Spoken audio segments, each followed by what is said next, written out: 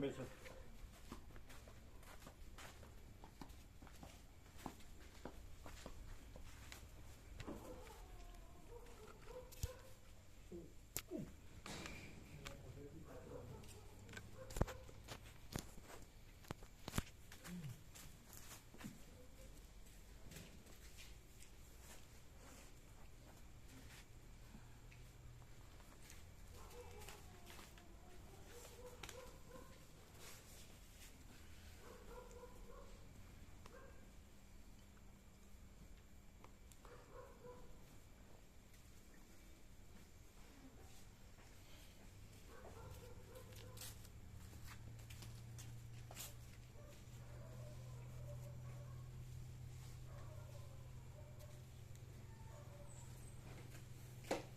તમારે ત્યાં ઓઢવાની રજાઈઓ છે ને?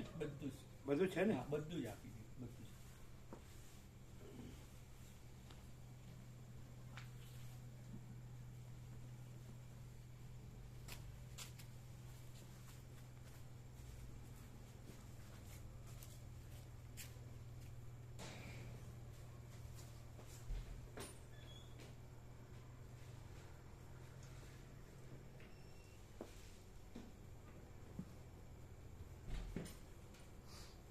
બધાએ પ્રસાદ લઈ લીધો? બાકી કોણ કોણ બાકી?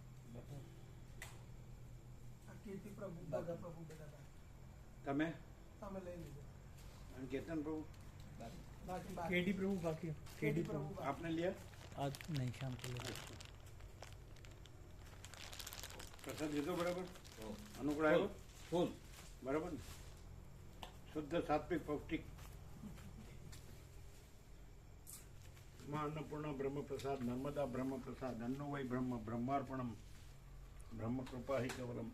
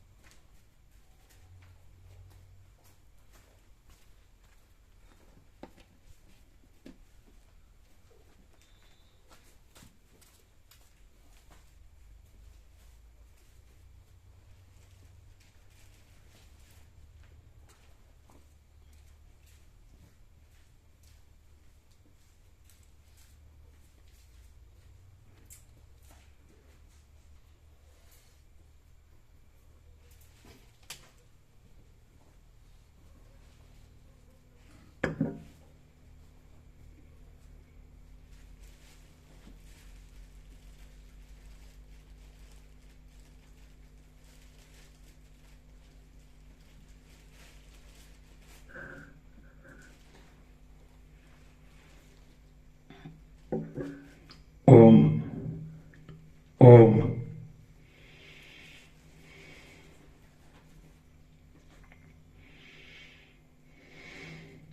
परम चिदाकाश परम ज्योति अखंड ज्योति महाचिदाकाश स्वयं प्रकाश संपूर्ण प्रकाश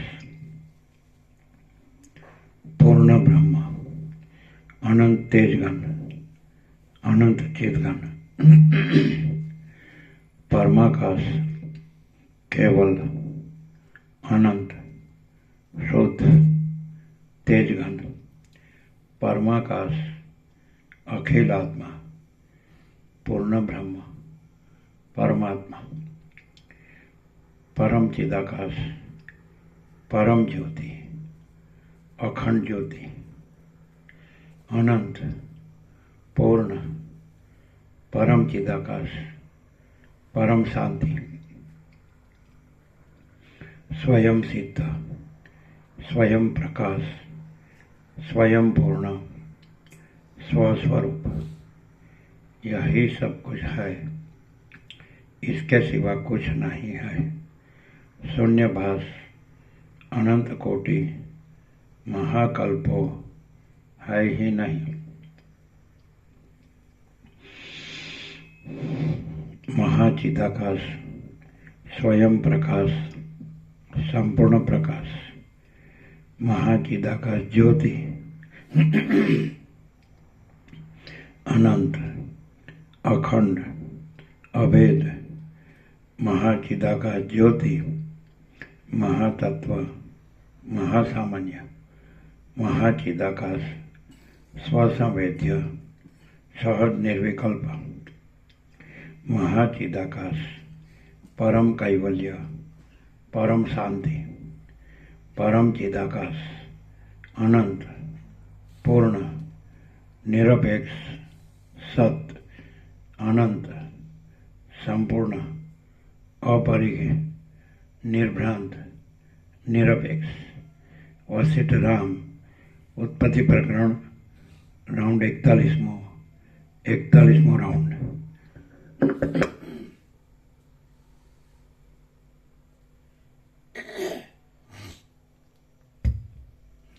आद्य परब्रह्म सद्गुरु देव की जय।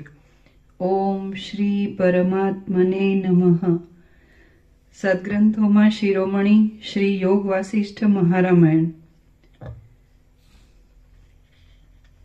ઉત્પત્તિ પ્રકરણ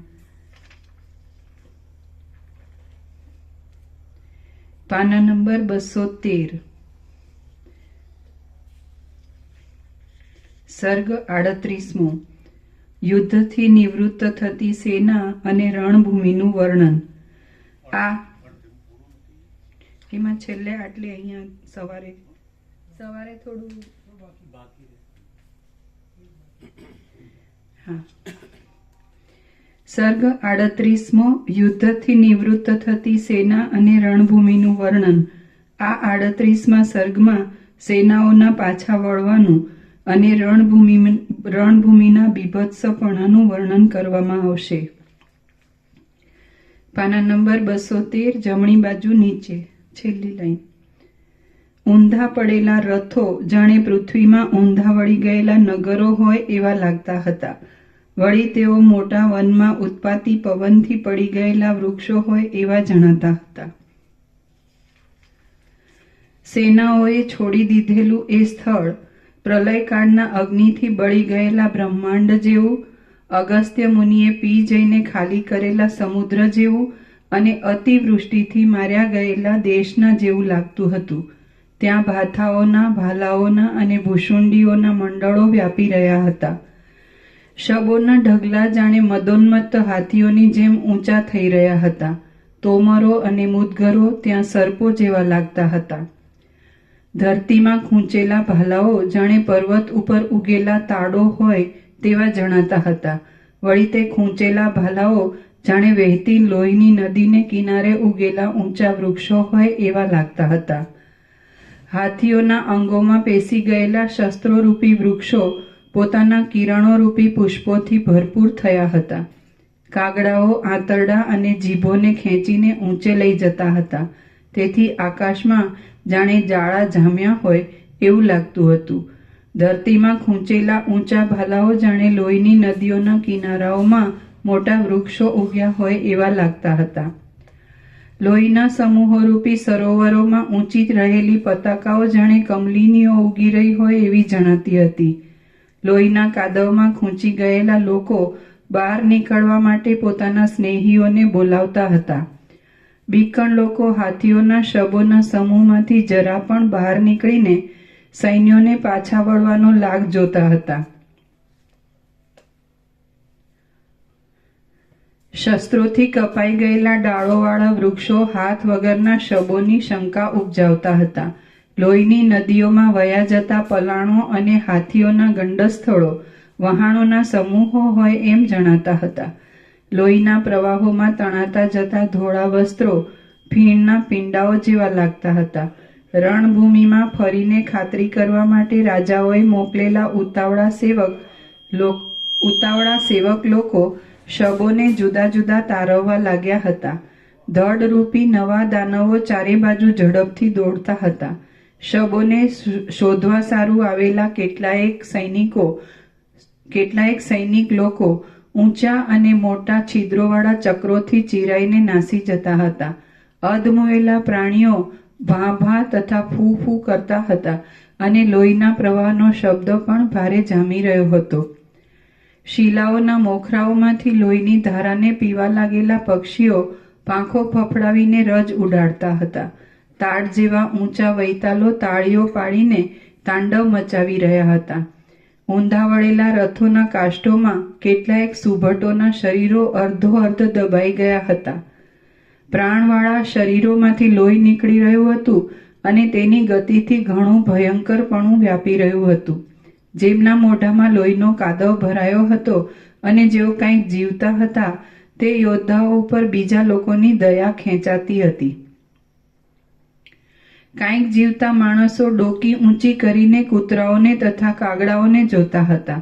એક ભક્ષ્યને ખાવામાં ઉત્સુક થયેલા માંસભક્ષી પ્રાણીઓ પરસ્પર લડવાનો કોલાહલ મચાવી રહ્યા હતા અને કેટલાયક માંસભક્ષક પ્રાણીઓ એક ભક્ષ્ય માટે પરસ્પર લડીને મરી જતા હતા.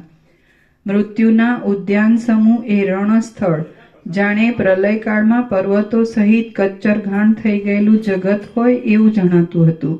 તેમાં મરી ગયેલા અસંખ્ય અશ્વો, હાથીઓ, માણસો અને રાજાઓના શરીરોમાંથી તેમજ કપાઈ ગયેલી ઊંટોની ડોકોમાંથી લોહીની મોટી મોટી નદીઓ ચાલી રહી હતી અને તેમાં આયુધોરૂપી લતાઓ લોહીરૂપી જળના સિંચનથી ભીની ભીની થઈ રહી હતી.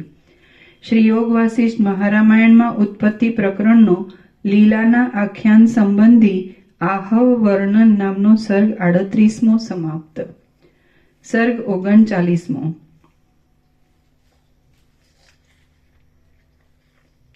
સૂર્યાસ્ત, સંધ્યાકાળ અને રણભૂમિનું બીભત્સ વર્ણન.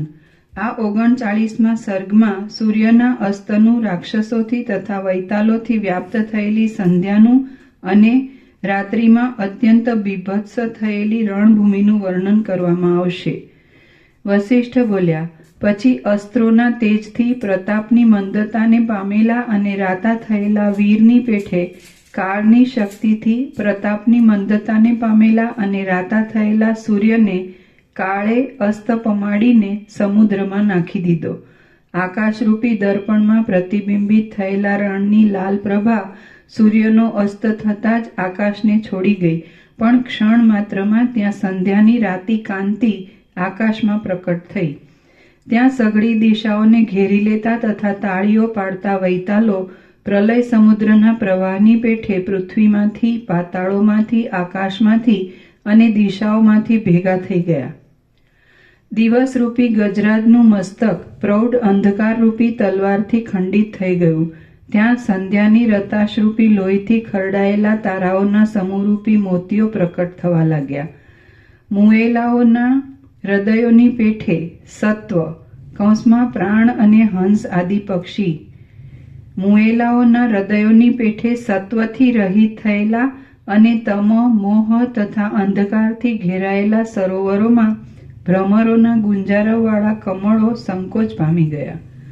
બંધ થયેલી પાંખોવાળા, ક્ષણ માત્રમાં સૂઈ ગયેલા અને નિદ્રાને લીધે માંડ માંડ ડોકીઓ ઊંચી કરતા પક્ષીઓ જેમ શબોના અંગોમાં શસ્ત્રો સ્થિર થઈ ગયા હતા તેમ માળાઓમાં નિશ્ચળ થઈને રહ્યા. જેમ વીર લોકોના પક્ષોમાં લક્ષ્મીઓ પ્રફુલ્લિત થાય તેમ ચંદ્રનો ઉદય સમીપમાં આવવાથી સુંદર દેખાવ દેતી પુષ્પ પંક્તિઓ, લતાઓ આદિમાં પ્રફુલ્લિત થઈ. સાયંકાળે જેમ રુધિરથી ઘેરાયેલા અને પોતામાં બાણોને રાખનારી રણભૂમિ સંકોચાયેલા મુખવાળી થઈ, તેમ પાણીથી ઘેરાયેલી અને પોતામાં ભ્રમરોને રાખનારી કમલીની પણ સંકોચાયેલા કમળોવાળી થઈ. ઉપર આકાશરૂપી સરોવર તારાઓરૂપી પ્રફુલ્લિત કમળોથી શોભવા લાગ્યું અને નીચે પાણીના સરોવરો તારાઓ જેવા પ્રફુલ્લિત કમળોથી શોભવા લાગ્યા. પ્રથમ છૂટા પડી ગયેલા અને પછી અંધકારમાં ભેગા થયેલા છતાં પણ પરસ્પરને નહીં ઓળખવાને લીધે પરસ્પરથી ભય પામતા ભૂતો જેમ પાળ વગરના જળો સઘળી દિશાઓમાં ફેલાય તેમ સઘળી દિશાઓમાં ફેલાયા. એ સમયે રણાંગણમાં વેતાલોના ઘણા ઘણા ટોળાઓ ગાયન કરવા લાગ્યા. શબોની ઉપર બેઠેલા અને શબ્દો કરતા કંક અને કાકોલ આદિ માંસભક્ષક પક્ષીઓ ક્રીડા કરવા લાગ્યા. ત્યાં માણસોના શબોને કાષ્ઠોની ચિતાઓમાં નાખી સળગાવી દેવામાં આવતા હતા, એટલે ચિતાઓની જ્વાળાઓથી એ રણભૂમિ પ્રકાશતા તારાઓવાળા આકાશ જેવી જણાવા લાગી હતી. મેદ અને માંસો અગ્નિથી રંધાતા ત્યાં પચપચાટ થવા લાગ્યો હતો. સઘળા અંગોના અસ્થિઓ અગ્નિથી ફાટતા ચિતાઓમાં ધડાકા થવા લાગ્યા અને વેતાલોની સ્ત્રીઓ જેમ જળ ક્રીડા કરતા જળમાં અદૃશ્ય થઈ જાય તેમ અગ્નિમાં અદૃશ્ય થઈ જવા લાગ્યા. કૂતરા, કાગડા, યક્ષો અને વેતાલો ભારે અને ભયંકર કોલાહલ કરવા લાગ્યા. ભૂતોની ઘણી આવજાવ થવાને લીધે એ ક્ષેત્ર ઉડતા વન જેવું જણાવા લાગ્યું. ડાકણો રુધિરને, માંસને, વસાને અને મેદને લઈ જવાની બહુ ઉતાવળ કરવા લાગી.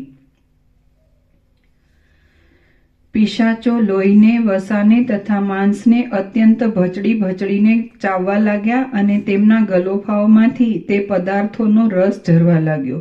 વચ્ચે વચ્ચે ચિતાઓના અજવાળાથી શબોના રુધિર પ્રકટ દેખાવા લાગ્યા. પૂતનાઓ મોટા મોટા શબોને પોતાના ખભાઓ પર નાખીને લઈ જવા લાગી. કુંભાણ નામના પિશાચોના મંડળો ત્યાં ભારે તાંડવ કરવા લાગ્યા, એટલે રણભૂમિનો મધ્ય ભાગ ગાજવા લાગ્યો. શબોના મોઢાઓમાં જતી અગ્નિની જ્વાળાઓથી છમછમ શબ્દ થવા લાગ્યો અને મેદની તથા રુધિરની વરાળોથી ત્યાં વાદળાના જેવો દેખાવ થઈ રહ્યો.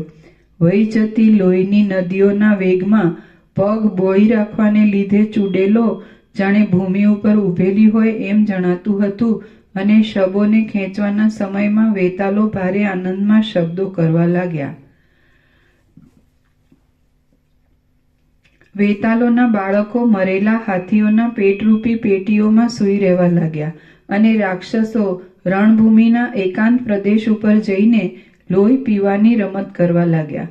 મદોન્મત્ત વેતાલો કજ્યો કરીને પરસ્પરની સાથે ચિતાઓના ઉંબાડિયાથી યુદ્ધ કરવા લાગ્યા.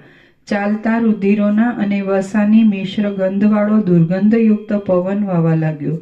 ચૂડેલોની પેટીઓ માંસાદીના ઘણા ભારને લીધે ચરડ થવા લાગી અને અડધા પાકેલા શબોનો સ્વાદ લેવામાં ઉત્સાહવાળા યક્ષો પરસ્પર કજ્યો કરવા લાગ્યા. તુંગ, વંગ, કલિંગ, અંગ અને તંગણ એ દેશવાસી યોદ્ધાઓના ઊંચા શબો ઉપર રાત્રે ફરનારા પક્ષીઓ ઝડપ દેવા લાગ્યા. જ્વાળાઓની પાસે ઊભા રહેવાથી પ્રત્યક્ષ દેખાતી ચૂડેલો તારા ખરવાની શેડો જેવા દાંતો દેખાડીને હસતી હતી. ત્યાં વેતાલ લોકો લોહીની ચિકાશથી પડી જતા હતા અને વચમાં ઊભેલી ચૂડેલો ખડખડ હસતી હતી.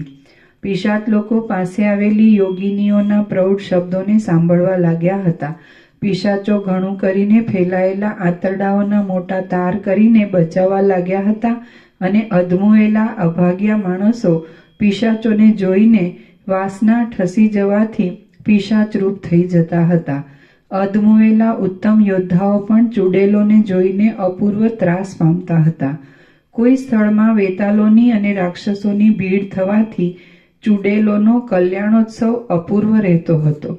ડાકણોના ખભાઓ ઉપરથી શબો પડી જતા હતા અને તેમના ધબકારાથી રાક્ષસો પણ ત્રાસ પામતા હતા. ભૂત લોકોએ ભેગી કરેલી માંસાદિક ભરવાની પેટીઓથી આકાશમાં ભીડ થઈ રહી હતી.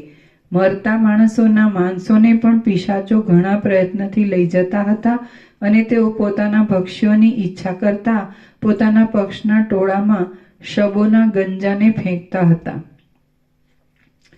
ત્યાં ફાવડીઓના મોઢામાંથી નીકળતી અગ્નિની જ્વાળાઓનો સ્પર્શ થવાથી માણસોની મૂર્છા મટી જતી હતી અને તેઓ ઉઠીને ઠેકવા લાગ્યા હતા.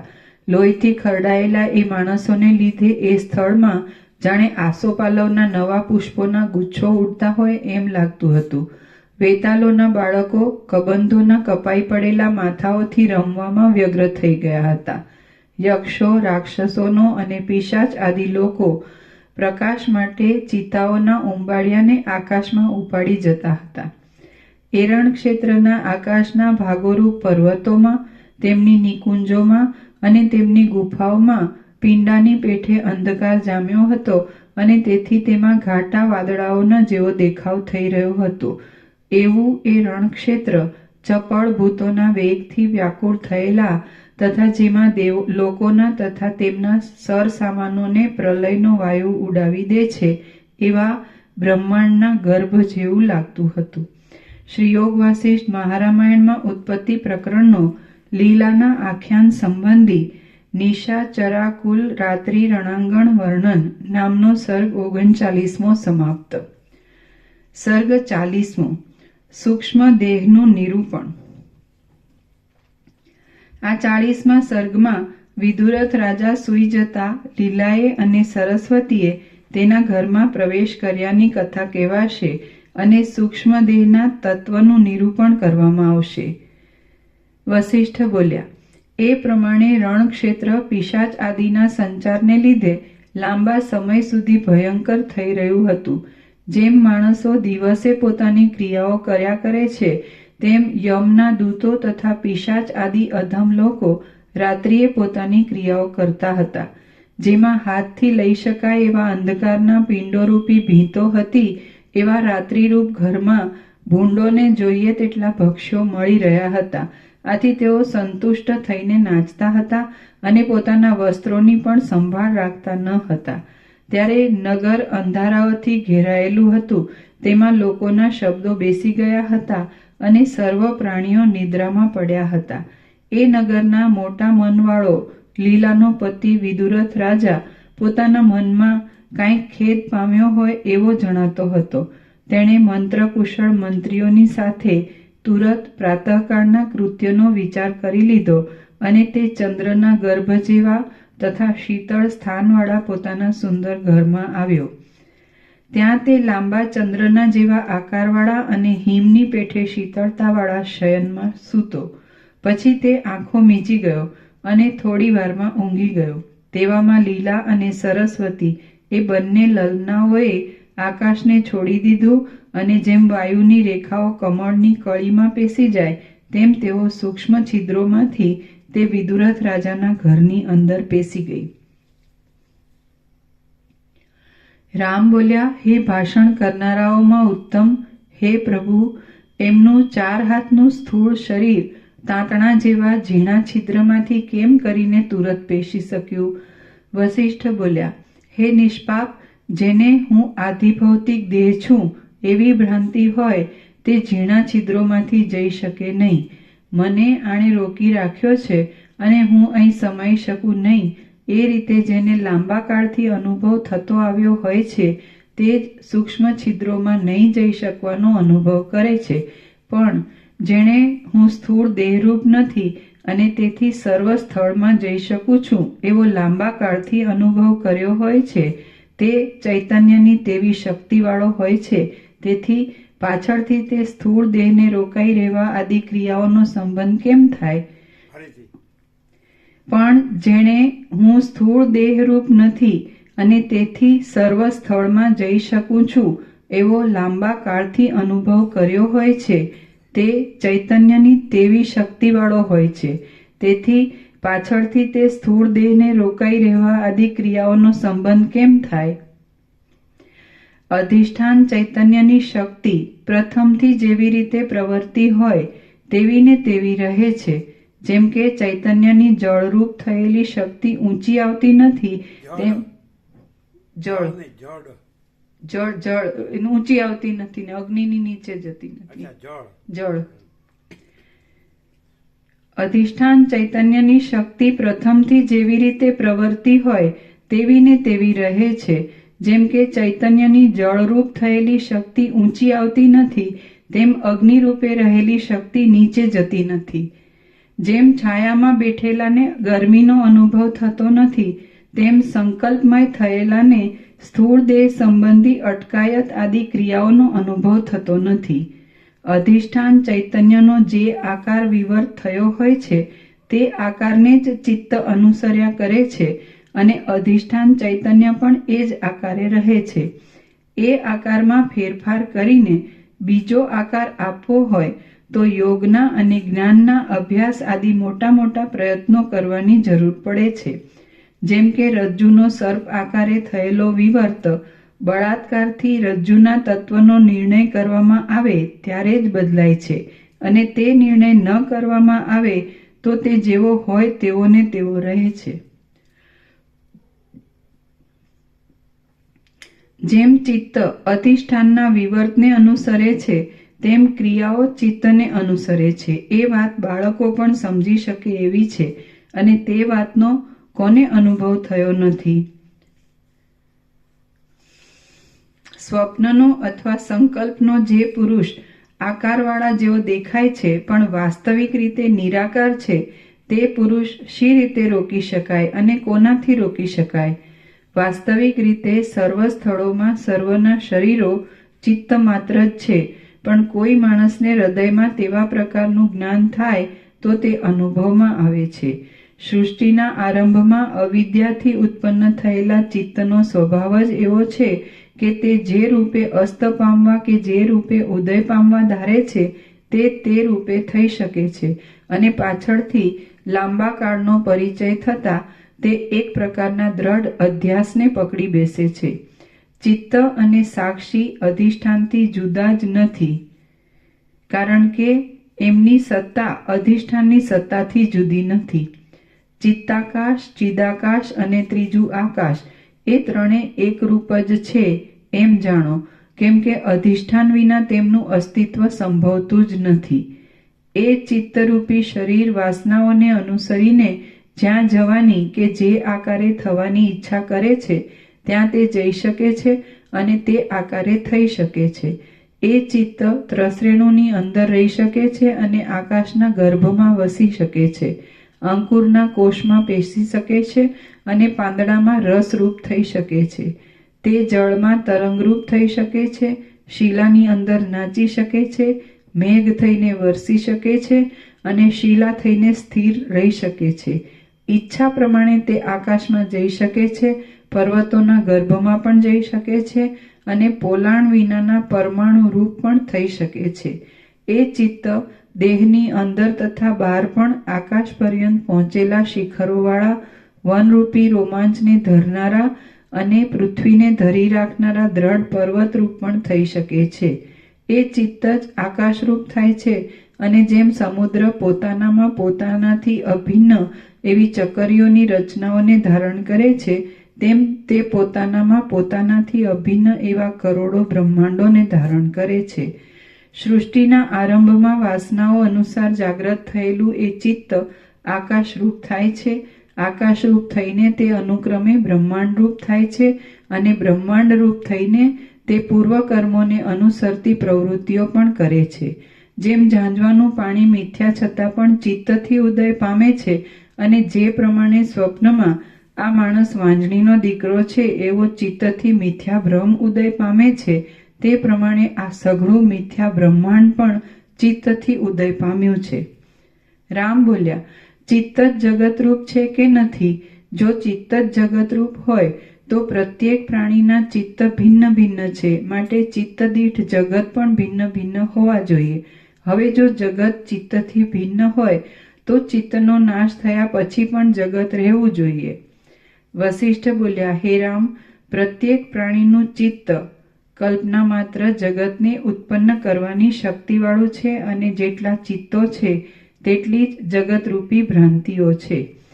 જગતના અનંત સમૂહો કોઈને નિમેષ માત્રથી ઉદય પામે છે અને નિમેષ માત્રથી અસ્ત પામે છે, તો કોઈને એક એક કલ્પે ઉદય પામે છે અને એક એક કલ્પે અસ્ત પામે છે.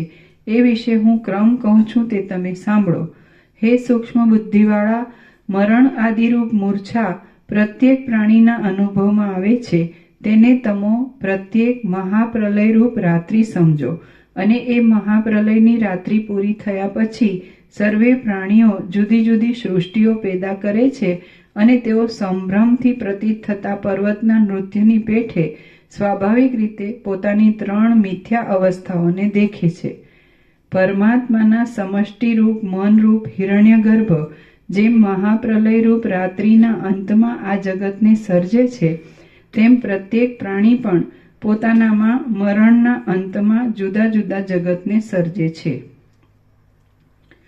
રામ બોલ્યા, જેમ મરણ પામ્યા પછી પ્રાણીઓએ કરેલો સર્ગ પૂર્વજન્મની વાસનાથી થતો માનવામાં આવે છે, તેમ હિરણ્યગર્ભે કરેલો લાંબા કાળ સુધી રહેનારો સર્ગ પણ તેના પૂર્વજન્મની વાસનાથી થતો માનવો જોઈએ.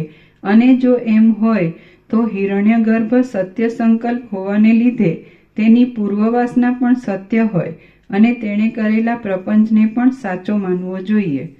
વસિષ્ઠ બોલ્યા, હે રામ, મહાપ્રલયમાં બ્રહ્મા, વિષ્ણુ અને શિવ આદિ સર્વે અધિકારીઓ વિદેહ મુક્તપણું પામે છે, એટલે આ કલ્પના બ્રહ્મા આદિને પૂર્વજન્મની વાસનાઓ રહેવાનો સંભવ જ ક્યાં છે?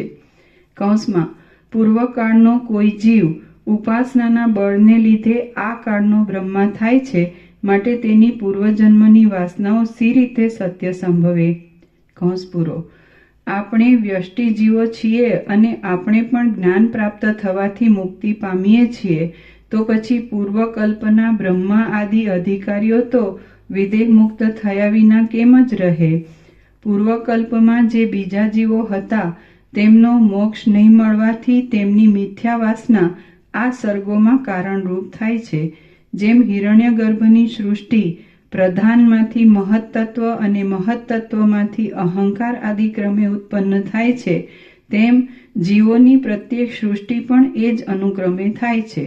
મરણરૂપ મૂર્છાના અંતે જીવની બહાર અસ્પષ્ટ પણ અંદર સ્પષ્ટ જેવી જે સ્થિતિ હોય છે તે પ્રધાન કહેવાય છે, અને તેમાં વ્યોમ, પ્રકૃતિ, અવ્યક્ત અને જડાજડ એ નામો પણ કહેવાય છે. એ પ્રધાન જ સૃષ્ટિના આદિરૂપ છે અને પ્રલયના અંતરૂપ છે.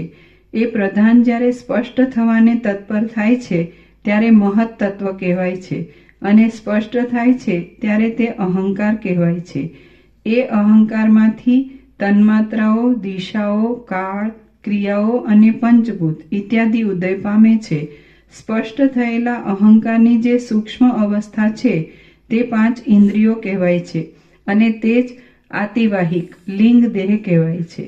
તે દેહ સ્વપ્નમાં અને જાગ્રતમાં સ્પષ્ટ જણાય છે. એ આતિવાહિક દેહ લાંબા કાળની પ્રતીતિને લીધે કલ્પના વડે બાળકની પેઠે પુષ્ટ થાય છે અને સ્થૂળ દેહપણાની પ્રતીતિ આપે છે. તે દેશના અને તે કાળના જે પદાર્થો વિશે કરીને સ્થૂળ દેહ ઉપર આધાર રાખે છે તેઓ પણ સ્થૂળ દેહની રીતે જ પ્રતીત થાય છે, એટલે તે વાસ્તવિક રીતે ઉત્પન્ન થયા નથી, છતાં વાયુના વાવાની પેઠે ઉદય પામ્યા છે. આ સંસારરૂપી ભ્રમ મિથ્યા વૃદ્ધિ પામ્યો છે, અને તે સ્વપ્નની સ્ત્રીના સંગની પેઠે અનુભવમાં આવવા છતાં પણ મિથ્યા છે. આ સંસારરૂપી ભ્રમ મિથ્યા વૃદ્ધિ પામ્યો છે, અને તે સ્વપ્નની સ્ત્રીના સંગની પેઠે અનુભવમાં આવવા છતાં પણ મિથ્યા છે. જીવ જ્યાં મરણ પામે છે ત્યાં જ તે તુરત જ જાણે સ્થૂળપણાથી રહેતો હોય તેમ આ વિસ્તારવાળા પ્રપંચને જુએ છે. જીવ ચિદાકાશ રૂપ છે. નવા પ્રતીત થયેલા દેહાદિકને લીધે તે જન્મેલા જેવો થાય છે, અને સ્વચ્છ રૂપમાં રહેતો હોવા છતાં પણ આ હું છું તથા આ જગત છે એવા ભ્રમને અનુભવે છે. જીવ ચિદાકાશ રૂપ છે. નવા પ્રતીત થયેલા દેહાદિકને લીધે તે જન્મેલા જેવો થાય છે, અને સ્વચ્છ રૂપમાં રહેતો હોવા છતાં પણ આ હું છું તથા આ જગત છે એવા ભ્રમને અનુભવે છે. એ જગતરૂપી ભ્રમમાં દેવતાઓથી, નગરોથી, પર્વતોથી, સૂર્યથી અને તારાઓના સમૂહથી સુંદરતા જણાય છે. તેમાં કેટલાય કોતરો જરાથી, મરણથી, વિકળતાથી અને વ્યાધિઓથી ભરપૂર છે. એ ભ્રમમાં પ્રતીત થયેલા સ્થૂળ તથા સૂક્ષ્મ સ્થાવર જંગમ પ્રાણીઓ ઇષ્ટ પદાર્થો મેળવવાના અને અનિષ્ટ પદાર્થોનું નિવારણ કરવામાં આગ્રહથી ઉદ્યોગ કર્યા કરે છે. સમુદ્રો, પર્વતો, નદીઓ, તેમના સ્વામીઓ, દિવસો, રાત્રિઓ, કલ્પો, ક્ષણો અને ક્ષયો પણ એમાં જ રહ્યા છે. હું અમુક પિતાથી આ સ્થળમાં જન્મ્યો છું એવો નિશ્ચય એ ભ્રમ જ છે. ફરીથી હું અમુક પિતાથી આ સ્થળમાં જન્મ્યો છું એવો નિશ્ચય એ ભ્રમ જ છે. આ મારી માં છે અને આ મારી માં છે અને આ ધન મારું છે એવી વાસના એમાં જ ઉદય પામે છે. મેં આ પુણ્ય કર્યું અને આ પાપ કર્યું એવી કલ્પના પણ એમાં જ છે. હું પ્રથમ બાળક હતો અને હમણાં જ યુવાન થયો છું એવી રીતે એ ભ્રમ હૃદયમાં સ્ફુરે છે. આ પ્રમાણે આ સંસારરૂપી ઝાડી પ્રાણી દીઠ જુદી જુદી રીતે ઉદય પામી છે.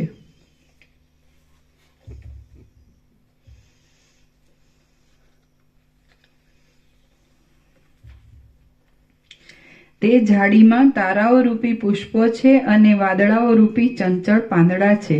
તેમાં મનુષ્યો રૂપી મૃગોના સમૂહો ફર્યા કરે છે.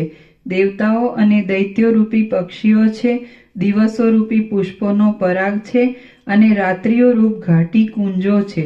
તેમાં સમુદ્રો રૂપી નાના તળાવો છે. મેરુ આદિ પર્વતો રૂપી ઢેફા છે અને ચિત્તો રૂપી કમળ કાકડીઓની અંદર તેમની વૃત્તિઓ રૂપી અંકુરો રહેલા છે. આ જીવ જે સ્થળમાં મરે છે તે જ સ્થળમાં ક્ષણ માત્રમાં એ પ્રમાણે સઘળું દેખે છે. આ પ્રમાણે પ્રત્યેક પ્રાણી દીઠ ઉદય પામેલા બ્રહ્માંડોમાં પર્વતોને, સમુદ્રોને, દેશોને, દ્વીપોને અને જુદા જુદા લોકોને જોનારા કરોડો બ્રહ્માઓ, રુદ્રો, ઇન્દ્રો, દેવતાઓ, વિષ્ણુઓ અને સૂર્યો નષ્ટ થઈ ગયા છે. બ્રહ્મના સ્વરૂપમાં દેખાઈને નષ્ટ થતા જે એવા કરોડો દેખાવો વીતી ગયા છે, હવે પછી વીતશે અને હમણાં પણ વીતે છે, તે સર્વની ગણતરી કરવાને કોણ સમર્થ છે? ફરીથી બ્રહ્મના સ્વરૂપમાં દેખાઈને નષ્ટ થતા જે એવા કરોડો દેખાવો વીતી ગયા છે, હવે પછી વીતશે અને હમણાં વીતે છે, તે સર્વની ગણતરી કરવાને કોણ સમર્થ છે? આ રીતે ભીંતની પેઠે દેખાતું આ વિશ્વ એ સ્થૂળ સંકલ્પ વિના બીજું કાંઈ જ નથી. ફરીથી આ રીતે ભીંતની પેઠે દેખાતું આ વિશ્વ એ સ્થૂળ સંકલ્પ વિના બીજું કાંઈ જ નથી. જેમ જેમ તેની અંદર વિચાર કરીએ છીએ તેમ તેમ એ વિશ્વ ઉડતું જ જાય છે. તે વિશે હવે તમે પોતાના અનુભવથી વિચારી જુઓ. વિચાર કરતા જગતને ઉત્પન્ન કરનારું જે ચિત્ત છે તે સાક્ષીથી જુદું પડતું નથી અને જે સાક્ષી છે તે પરબ્રહ્મથી જુદો પડતો નથી. ફરીથી વિચાર કરનારું જે ચિત્ત છે, વિચાર કરતા જગતને ઉત્પન્ન કરનારું જે ચિત્ત છે તે સાક્ષીથી જુદું પડતું નથી અને જે સાક્ષી છે તે પરબ્રહ્મથી જુદો પડતો નથી. જેમ પાણીમાં ચકરી વાસ્તવિક રીતે સાચી નથી પણ જે પાણી છે તે જ ચકરી ભાસે છે, તેમ જગત પણ વાસ્તવિક રીતે સાચું નથી પણ જે સાક્ષી છે તે જ જગત ભાસે છે. અનાદિ માયારૂપ આકાશમાં મણી પાણીમાં જેમ પાણીમાં ચકરી વાસ્તવિક રીતે સાચી નથી પણ જે પાણી છે તે જ ચકરી ભાસે છે, તેમ જગત પણ વાસ્તવિક રીતે સાચું નથી પણ જે સાક્ષી છે તે જ જગત ભાસે છે. અનાદિ માયારૂપ આકાશમાં મણીના જેવો ચૈતન્યનો જે ચળકાટ છે તે જ ભવિષ્યમાં અનેક નામરૂપાત્મક થનારું જગત છે. ફરીથી અનાદિ માયારૂપ આકાશમાં મણીના જેવો ચૈતન્યનો જે ચળકાટ છે તે જ ભવિષ્યમાં અનેક નામરૂપાત્મક થનારું જગત છે. વળી જે માયા છે તે પણ આકાશમાંના ખાડાની જેમ ચૈતન્યમાં કલ્પાયેલી છે. જગત શબ્દનો અને જીવ શબ્દનો જે અર્થ મારા સમજવામાં છે તે બ્રહ્મ જ છે. ફરીથી પણ હજી છે જગત શબ્દનો અને જીવ શબ્દનો જે અર્થ મારા સમજવામાં છે તે બ્રહ્મ જ છે પણ જે તમારા સમજવામાં છે તે મુદ્દલ નથી. ફરીથી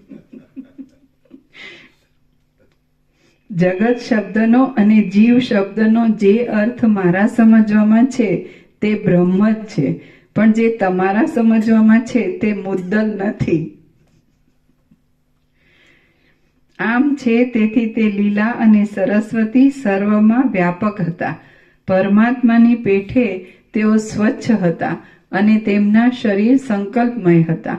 તેથી તેમની ગતિ કોઈ પણ સ્થળમાં અટકે એમ ન હતું.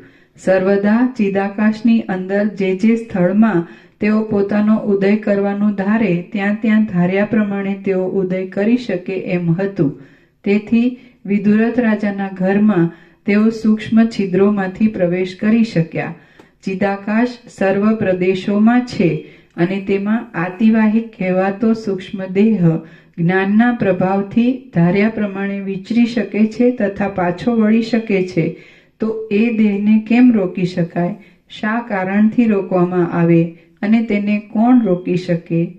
શ્રી યોગ વાસિષ્ઠ મહારામાયણમાં ઉત્પત્તિ પ્રકરણનો લીલાના આખ્યાન સંબંધી સમરસ મનંત સ્મૃત્યનુભવ વર્ણન નામનો સર્ગ 40મો સમાપ્ત. સર્ગ 41મો વિદુરથ રાજાના વંશનું વર્ણન અને સરસ્વતીએ આપેલો આત્મબોધ. ટોપ આ 41મા સર્ગમાં રાજાએ સૂઈ ઉઠીને લીલાની તથા સરસ્વતીની પૂજા કર્યાની, રાજાની વંશાવળીની, સ્મરણની અને સરસ્વતીએ આપેલા આત્મબોધની કથા કહેવાશે. વસિષ્ઠ બોલ્યા, હે રામ, એ બે દેવીઓએ તે રાજાના ઘરમાં પ્રવેશ કર્યો એટલે તે રાજાનું ઘર જાણે બે ચંદ્રના ઉદયથી સંયુક્ત થયું હોય તેમ તે સુંદર શ્વેત પ્રકાશવાળું થયું. એ દેવીઓના પ્રભાવથી એ ઘરમાં કોમળ અને નિર્મળ સુગંધવાળો કલ્પવૃક્ષના પુષ્પોનો મંદ મંદ પવન વાવા લાગ્યો. ત્યાં એક રાજા સિવાય બીજા સૌ પુરુષોને અને બીજી સૌ સ્ત્રીઓને ગાઢ નિદ્રા આવી ગઈ. વ્યાધિઓ તથા વેદનાઓથી રહિત થયેલું એ ઘર સૌભાગ્યથી નંદનવન જેવું થઈ ગયું અને તે વસંત ઋતુના સમાગમવાળા વન જેવું તથા પ્રાતઃકાળમાં પ્રફુલ્લિત થયેલા કમળ જેવું જણાવા લાગ્યું. ચંદ્રમાંથી ઝરતા અમૃતના ઝરા જેવી શીતળતાવાળી એ બે દેવીઓના શરીરોની કાંતિના પ્રવાહથી આહલાદ પામેલો તે રાજા અમૃતના છંટકાવથી જાગ્રત થાય તેમ જાગ્રત થયો.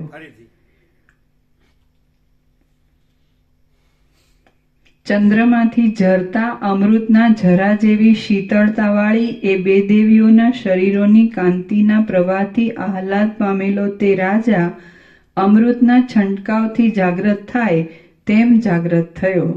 ત્યાં તો તેણે મેરુ પર્વતના બે શિખરો પર બે ચંદ્ર ઉગ્યા હોય તેવી શોભતી એ બે દિવ્ય સ્ત્રીઓને બે આસનો ઉપર બેઠેલી જોઈ મનમાં વિસ્મય પામેલો એ વિદુરથ રાજા જરાવાર વિચારમાં રહ્યો અને પછી જેમ નારાયણ ભગવાન શેષ નાગ ઉપરથી ઉઠે તેમ તે પોતાની શૈયામાંથી ઉઠ્યો.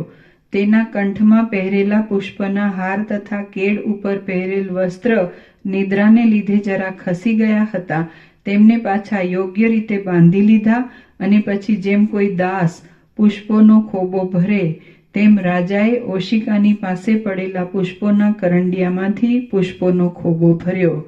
પછી તે પૃથ્વી પર પદ્માસનથી બેઠો અને પ્રણામ કરીને આ પ્રમાણે બોલ્યો, હે જન્મને, દુષ્ટ સ્થિતિને તથા ત્રિવિધ તાપને મટાડવામાં ચંદ્રની કાંતિઓરૂપ અને બહારના તથા અંદરના અંધકારને મટાડવામાં સૂર્યની કાંતિઓરૂપ દેવીઓ, તમારો જય હો, જય હો.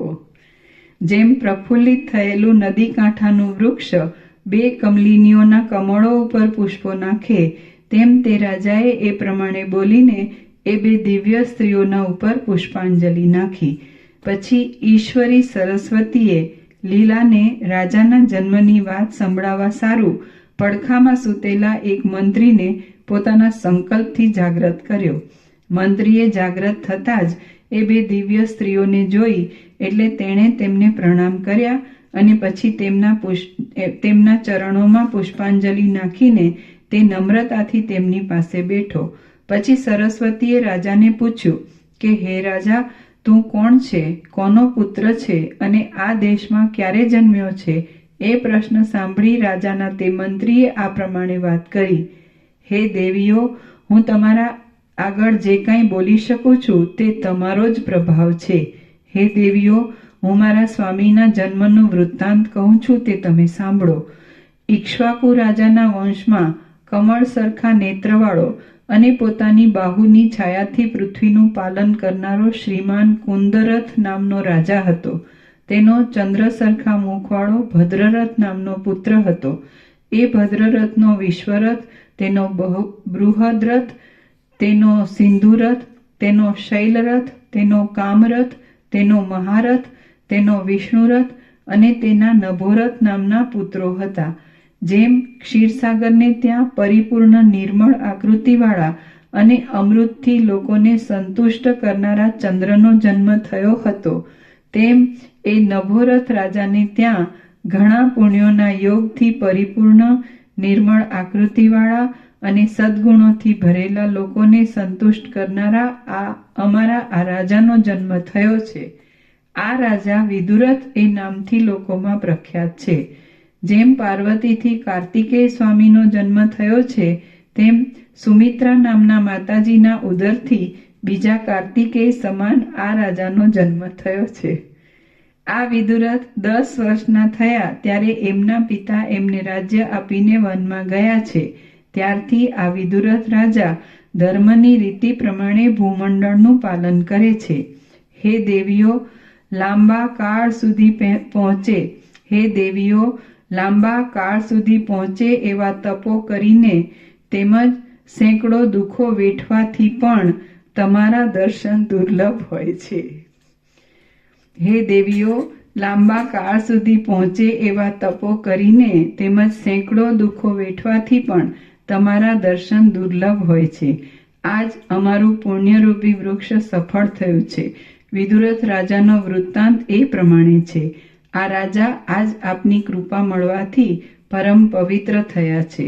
વશિષ્ઠ બોલ્યા, હે રામ, એ પ્રમાણે બોલીને મંત્રી ચૂપ રહ્યો અને પૃથ્વી પર પદ્માસન વાળીને બેઠેલા વિદુરથ રાજા મોઢું નમાવીને હાથ જોડી રહ્યો. ત્યારે સરસ્વતીએ કહ્યું કે હે રાજા, તું વિવેકથી પોતાની મેળે જ તારા પૂર્વજન્મનું સ્મરણ કર. સરસ્વતીએ આમ કહીને તે રાજાના માથા ઉપર પોતાના હાથ ફેરવ્યા એટલે તેનું હૃદય ખુલી ગયું અને તેના જીવનું આવરણ કરનારો માયારૂપી અંધકાર દૂર થઈ ગયો.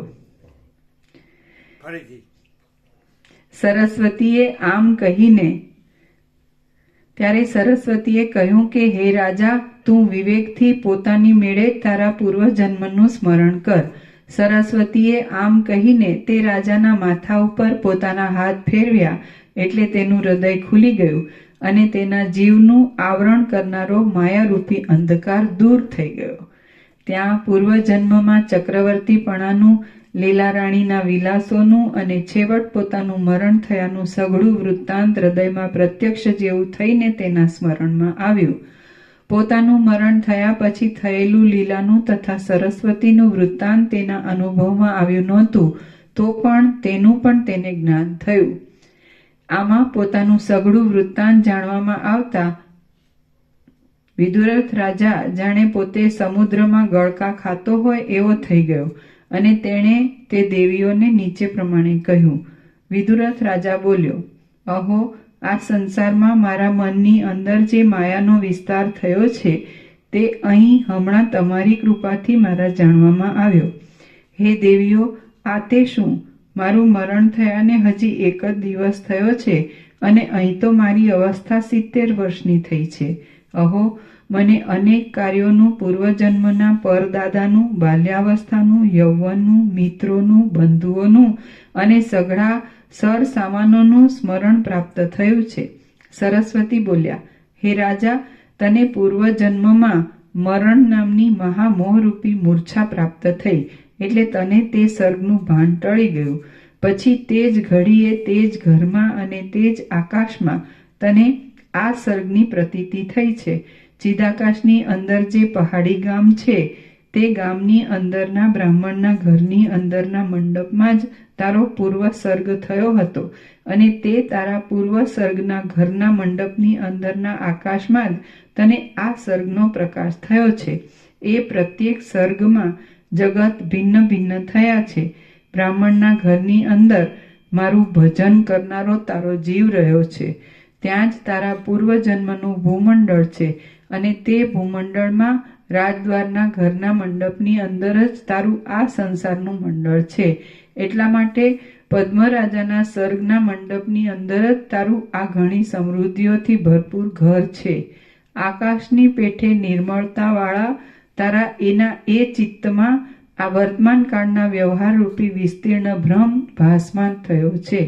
મારો જન્મ ઇક્ષ્વાકુ રાજાના કુળમાં થયો છે. મારા અમુક નામના વડીલો થઈ ગયા છે. હું જન્મ્યા પછી 10 વર્ષનો થયો ત્યારે મારો પિતા રાજ્યમાં મારો અભિષેક કરીને સંસારનો ત્યાગ કરીને વનમાં ગયો છે. તે પછી હું દિગ્વિજય કરી રાજ્યને નિષ્કંટક કરીને આ મંત્રીઓની સાથે અને આ પૌર લોકોની સાથે પૃથ્વીનું પાલન કરું છું. ધર્મની રીતે પ્રજાઓનું પાલન કરતા અને અનુક્રમ પ્રમાણે યજ્ઞની ક્રિયાઓ કરતા મારી 70 વર્ષની અવસ્થા થઈ છે. આ શત્રુનું સૈન્ય આવ્યું છે, તેની સાથે દારૂણ યુદ્ધ થયું છે. યુદ્ધ કરીને હું આ ઘરમાં આવીને સૂતો છું. આ 2 દેવીઓ મારા ઘરમાં આવી છે. આ દેવીઓનું હું પૂજન કરું છું. દેવતાઓનું પૂજન કરીએ તો તેઓ ધારેલા ફળ આપે છે. 2 દેવીઓમાંની આ એક દેવીએ જેમ સૂર્યની કાંતિ કમળને પ્રફુલ્લિતપણું આપે છે, તેમ મને પૂર્વજન્મની સ્મૃતિ આપનારું જ્ઞાન આપ્યું છે. હવે હું કૃતાર્થ થયો છું. મારા સઘળા સંશયો ટળી ગયા છે. મારા સઘળા દુઃખો શાંત થયા છે. મને સુખ પ્રાપ્ત થયા છે અને હું કેવળ પરમ સુખરૂપ થઈને રહ્યો છું. એવા પ્રકારની તને ભારે સંભ્રમ ભરેલી ખોટી ભ્રાંતિ થઈ છે. અનેક આચારો, અનેક વિકારો અને અમારા જેવા આદિ દેવતાઓનું દર્શન એ સઘળું તને ભ્રાંતિથી જ પ્રતીત થયું છે. પૂર્વજન્મમાં જે ક્ષણે તું મૃત્યુ પામ્યો તે જ ક્ષણમાં તને પોતાની મેળે જ હૃદયમાં આ પ્રતીતિ ઉદય પામી છે. જેમ નદીનો પ્રવાહ એક ચક્રીરૂપ આકારને મૂકીને તુરત જ બીજી ચક્રીરૂપ આકારને ગ્રહણ કરે છે, તેમ ચિત્તનો પ્રવાહ પણ એક વલણને મૂકીને તુરત જ બીજા પ્રકારનું વલણ ગ્રહણ કરે છે. જેમ કોઈ સમયે એક ચક્રી બીજી ચક્રી સાથે ભળીને પણ ચાલે છે, તેમ જાગ્રતમાં એક ચક્રી બીજી ચક્રીરૂપ બીજા જીવોની સાથે મિશ્રિત થઈને પણ ચાલે છે. કોઈ સમયે તે સ્વપ્ન આદિમાં એકલી પણ પ્રવર્તે છે. તું ચૈતન્યના પ્રકાશમય છે. તને મરવાની તે જ ક્ષણમાં આ મિથ્યા જાળ પ્રતીત થઈ છે. જેમ સ્વપ્નની એક ક્ષણની અંદર જ 100 વર્ષની ભ્રાંતિ થાય છે, જેમ સંકલ્પની રચનામાં જીવનની અને વળી મરણની ભ્રાંતિ થાય છે, જેમ ગંધર્વનગરમાં ભીતોની તથા ચિત્ર આદિની પ્રતીતિ થાય છે, જેમ વેગથી વહાણ ચાલતા વૃક્ષોનું તથા પર્વતોનું ચાલવું પ્રતીત થાય છે, જેમ સન્નિપાતમાં પર્વતોનો અપૂર્વ નાચ પ્રતીત થાય છે અને જેમ સ્વપ્નમાં પોતાનું માથું કપાઈ પડવાની મિથ્યા ભ્રાંતિ થાય છે, તેમજ તને આ પ્રૌઢ અને વિસ્તીર્ણ સંસારની ભ્રાંતિ થઈ છે. તું વાસ્તવિક રીતે કદી પણ જન્મ્યો નથી અને કદી પણ મૂવો નથી. તું તો શુદ્ધ વિજ્ઞાન રૂપ છે અને સર્વદા શાંત સ્વરૂપમાં જ રહ્યો છે. તું વાસ્તવિક રીતે કદી પણ જન્મ્યો નથી અને કદી પણ મૂવો નથી. તું તો શુદ્ધ વિજ્ઞાન રૂપ છે અને સર્વદા શાંત સ્વરૂપમાં જ રહ્યો છે. તું આ સઘળું જુએ છે છતાં કશું જોતો નથી. સદા સર્વાત્મકપણાને લીધે તું સર્વોત્તમ મણિની પેઠે અને સૂર્યાદિકની પેઠે પોતામાં જ પોતાથી પ્રકાશે છે. સદા સર્વાત્મકપણાને લીધે તું સર્વોત્તમ મણિની પેઠે તું આ સઘળું જુએ છે છતાં કશું જોતો નથી. સદા સર્વાત્મકપણાને લીધે તું સર્વોત્તમ મણિની પેઠે અને સૂર્યાદિકની પેઠે પોતામાં જ પોતાથી પ્રકાશે છે.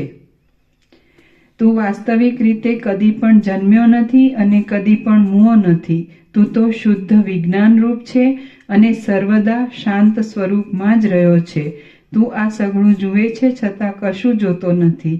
સદા સર્વાત્મકપણાને લીધે તું સર્વોત્તમ મણિની પેઠે અને સૂર્યાદિકની પેઠે પોતામાં જ પોતાથી પ્રકાશે છે.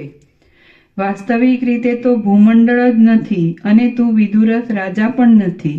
યથાર્થ રીતે આ પર્વતો પણ નથી, આ ગામો પણ નથી, આ શત્રુઓ પણ નથી, અને આ અમે પણ નથી.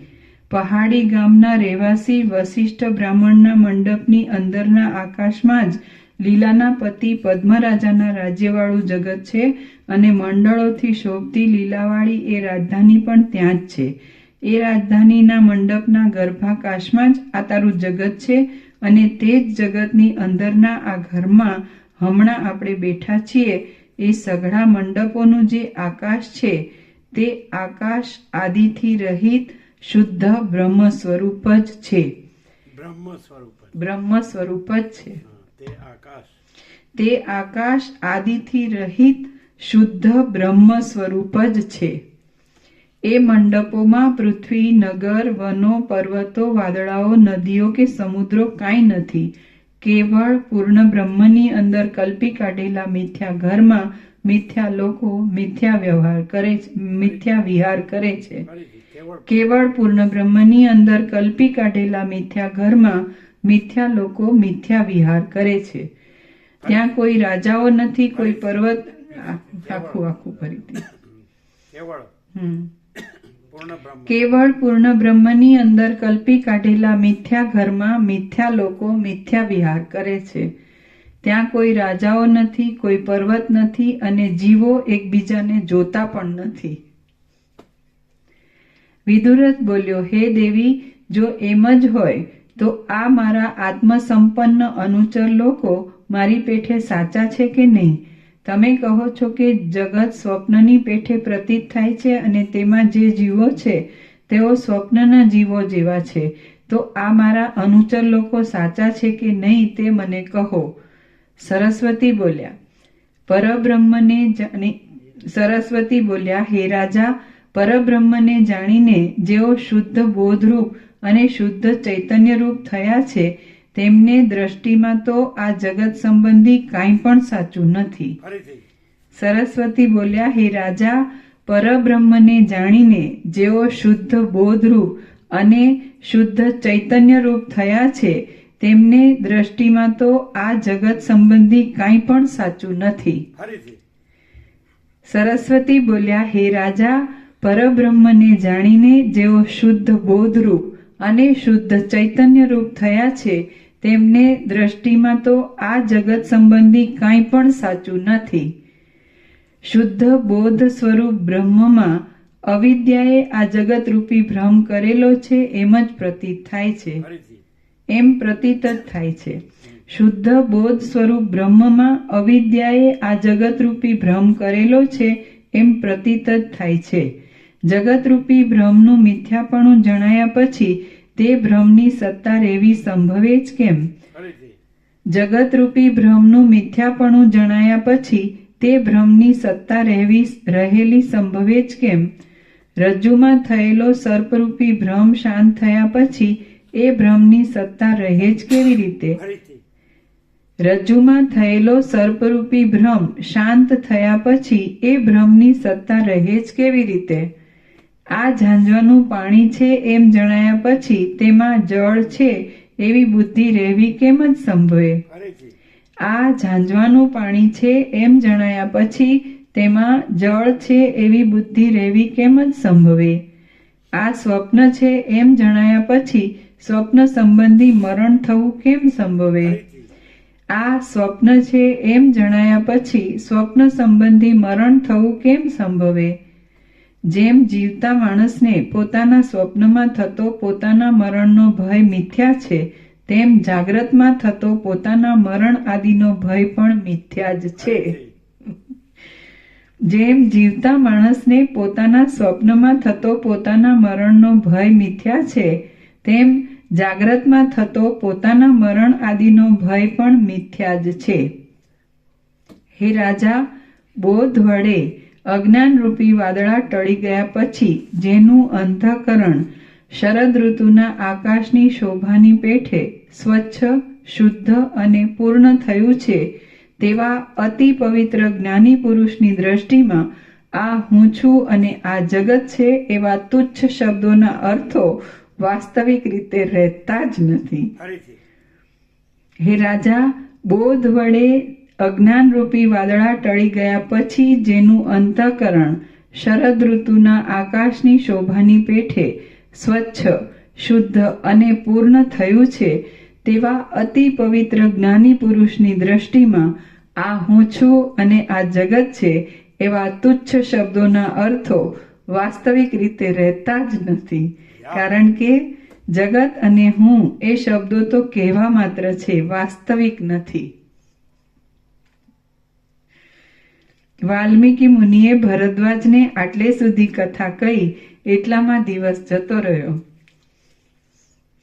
સૂર્ય આથમી ગયો અને મુનિઓની સભા વાલ્મીકીને પ્રણામ કરીને સાયંકાળના કૃત્ય કરવા માટે ત્યાંથી ઉઠીને નહાવા ગઈ. રાત્રિ વીત્યા પછી સૂર્યના કિરણો ફૂટ્યા ત્યારે એ સભા પાછી વાલ્મીકીની પાસે આવી. શ્રી યોગ વાસિષ્ઠ મહારામાયણમાં ઉત્પત્તિ પ્રકરણનો લીલાના આખ્યાન સંબંધી ભ્રાંતિ વિચાર વર્ણન નામનો સર્ગ 41મો સમાપ્ત. વાલ્મીકીનો 5મો દિવસ સમાપ્ત. સર્ગ 42મો અજ્ઞાન દશામાં સ્વપ્નની સત્યતા. આ 42મા સર્ગમાં અજ્ઞાન દશામાં સ્વપ્ન પણ સત્ય છે એમ નિરૂપણ કરવામાં આવશે અને છેવટે વરદાન સુધીનો કથાનો ભાગ કહેવામાં આવશે. વસિષ્ઠ બોલ્યા, બોધ વગરની મતિવાળો જે મૂઢ પુરુષ પરમ પદમાં અત્યંત રૂઢ થયો નથી તેને આ જગત મિથ્યા હોવા છતાં પણ સત્ય અને વજ્રના જેવી દ્રઢતા વાળું લાગે છે. વસિષ્ઠ બોલ્યા, બોધ વગરની મતિવાળો જે મૂઢ પુરુષ પરમ પદમાં અત્યંત રૂઢ થયો નથી તેને આ જગત મિથ્યા હોવા છતાં પણ સત્ય અને વજ્રના જેવી દ્રઢતા વાળું લાગે છે. જેમ બાળકને વેતાલ મરવા સુધીનું દુઃખ આપનાર થાય છે તેમ મૂઢ બુદ્ધિવાળાને જગત મિથ્યા હોવા છતાં પણ સાચું જણાય છે. જેમ મૃગોને સૂર્યનો તાપ જ જળરૂપ દેખાઈને ભ્રાંતિનું કારણ થાય છે તેમ મૂઢ પુરુષને જગત મિથ્યા છતાં પણ સાચા જેવું લાગે છે. જેમ મનુષ્યને સ્વપ્નમાં થયેલું મરણ મિથ્યા છતાં પણ સત્ય જણાય છે અને તે શોક તથા રોવા આદિ ક્રિયાઓ કરાવનાર થાય છે તેમ મૂઢ બુદ્ધિવાળાઓને જગત મિથ્યા છતાં પણ સત્ય જણાય છે અને તે ઘણી ક્રિયાઓ કરાવનાર થાય છે. જેમ સુવર્ણમાં અસિદ્ધ પુરુષને સુવર્ણના કડામાં કડાની જ બુદ્ધિ હોય છે પણ સુવર્ણની બુદ્ધિ જરા પણ હોતી નથી, તેમ અજ્ઞાની માણસને બ્રહ્મમાં નગરો, ઘરો, પર્વતો, વૃક્ષો, મોટા હાથીઓ અને મોટા સર્પો ઇત્યાદિના અભિનિવેશવાળી દ્રશ્યની જ ભ્રાંતિ બુદ્ધિ હોય છે પણ બ્રહ્મની બુદ્ધિ, જ્ઞાન, બોધ જરા પણ હોતું નથી. જેમ દ્રષ્ટિના દોષવાળાઓને આકાશમાં મોતીની માળા, મોરપીંછ અને ઝીણા મોવાડાના જેવા ચકરડા મિથ્યા હોવા છતાં પણ સત્ય ભાસે છે તેમ અજ્ઞાનીઓને જગત મિથ્યા છતાં પણ સત્ય ભાસે છે. અહંકાર આદિથી સંયુક્ત થયેલું આ જગત તો એક લાંબુ સ્વપ્ન છે એમ સમજો.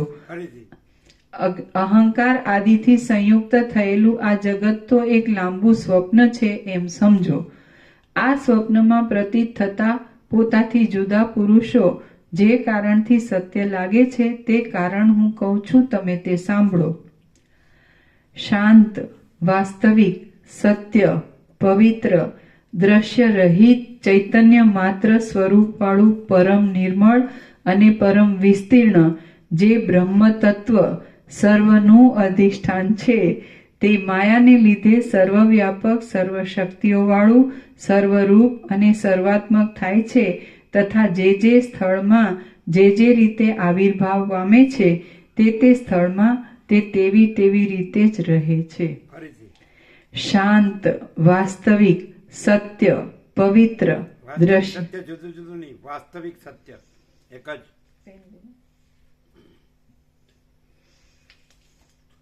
વાસ્તવિક વિશેષણ છે. વાસ્તવિક સત્ય. શાંત, વાસ્તવિક, સત્ય, પવિત્ર, દ્રશ્ય રહિત, ચૈતન્ય માત્ર સ્વરૂપવાળું પરમ નિર્મળ અને પરમ વિસ્તીર્ણ જે બ્રહ્મ તત્વ સર્વનું અધિષ્ઠાન છે તે માયાને લીધે સર્વવ્યાપક, સર્વશક્તિઓવાળું, સર્વરૂપ અને સર્વાત્મક થાય છે તથા જે સ્થળમાં જે રીતે આવિર્ભાવ પામે છે તે સ્થળમાં તે તેવી રીતે જ રહે છે. એમ હોવાથી સ્વપ્નના નગરનો દ્રષ્ટા જેમને તે નગરના રહેવાસી માણસો તરીકે જાણે છે તેઓ ક્ષણ માત્રમાં જ તે નગરના માણસો થઈ જાય છે. દ્રષ્ટાનું જે ચૈતન્ય સ્વરૂપ છે તે સ્વપ્નને પ્રફુલ્લિત થવાના સ્થાનકરૂપ અતિ સૂક્ષ્મ નાડીના છિદ્રમાં પણ રહ્યું છે અને તે ચિત્તની વાસના અનુસાર વિવર્ત પામીને માણસો છે એમ જણાય છે. સ્વપ્નમાં તથા જાગ્રતમાં પણ આત્મામાં મનુષ્ય આદિનો અધ્યાસ થતા તે મનુષ્ય આદિમાં આત્માને સત્યતાનો અધ્યાસ થાય છે અને તેથી મનુષ્ય આદિ પદાર્થોને સત્યતા પ્રાપ્ત થાય છે. રામ બોલ્યા, હે મુનિ, સ્વપ્નનું શરીર માયામાત્ર જ છે. તેમાં દેખાતા પુરુષોને અધિષ્ઠાનની સત્તાથી સાચા નહીં પણ તમામ ખોટા જ માનીએ તો તેમાં શો દોષ આવે તે કહો. વસિષ્ઠ બોલ્યા, સ્વપ્નમાં પ્રતીત થયેલા નગરના રહેવાસી પુરુષો વાસ્તવિક રીતે સત્ય નથી પણ અધિષ્ઠાનની સત્તાથી સત્ય છે, કારણ કે તેઓ પ્રત્યક્ષ રીતે જોવામાં આવે છે. કૌંસમાં જે પદાર્થ સસલાના શિંગડાની પેઠે અત્યંત અસત હોય છે તેની પ્રતીતિ પણ થતી નથી, પણ સ્વપ્નના પુરુષોની તો પ્રતીતિ થાય છે, માટે તેમનામાં અધિષ્ઠાનની સત્તાથી સત્યપણું છે. કૌંસ પૂરો. એ વિષયમાં પ્રત્યક્ષ જ મોટું પ્રમાણ છે, બીજું પ્રમાણ શોધવાની કશી જરૂર નથી.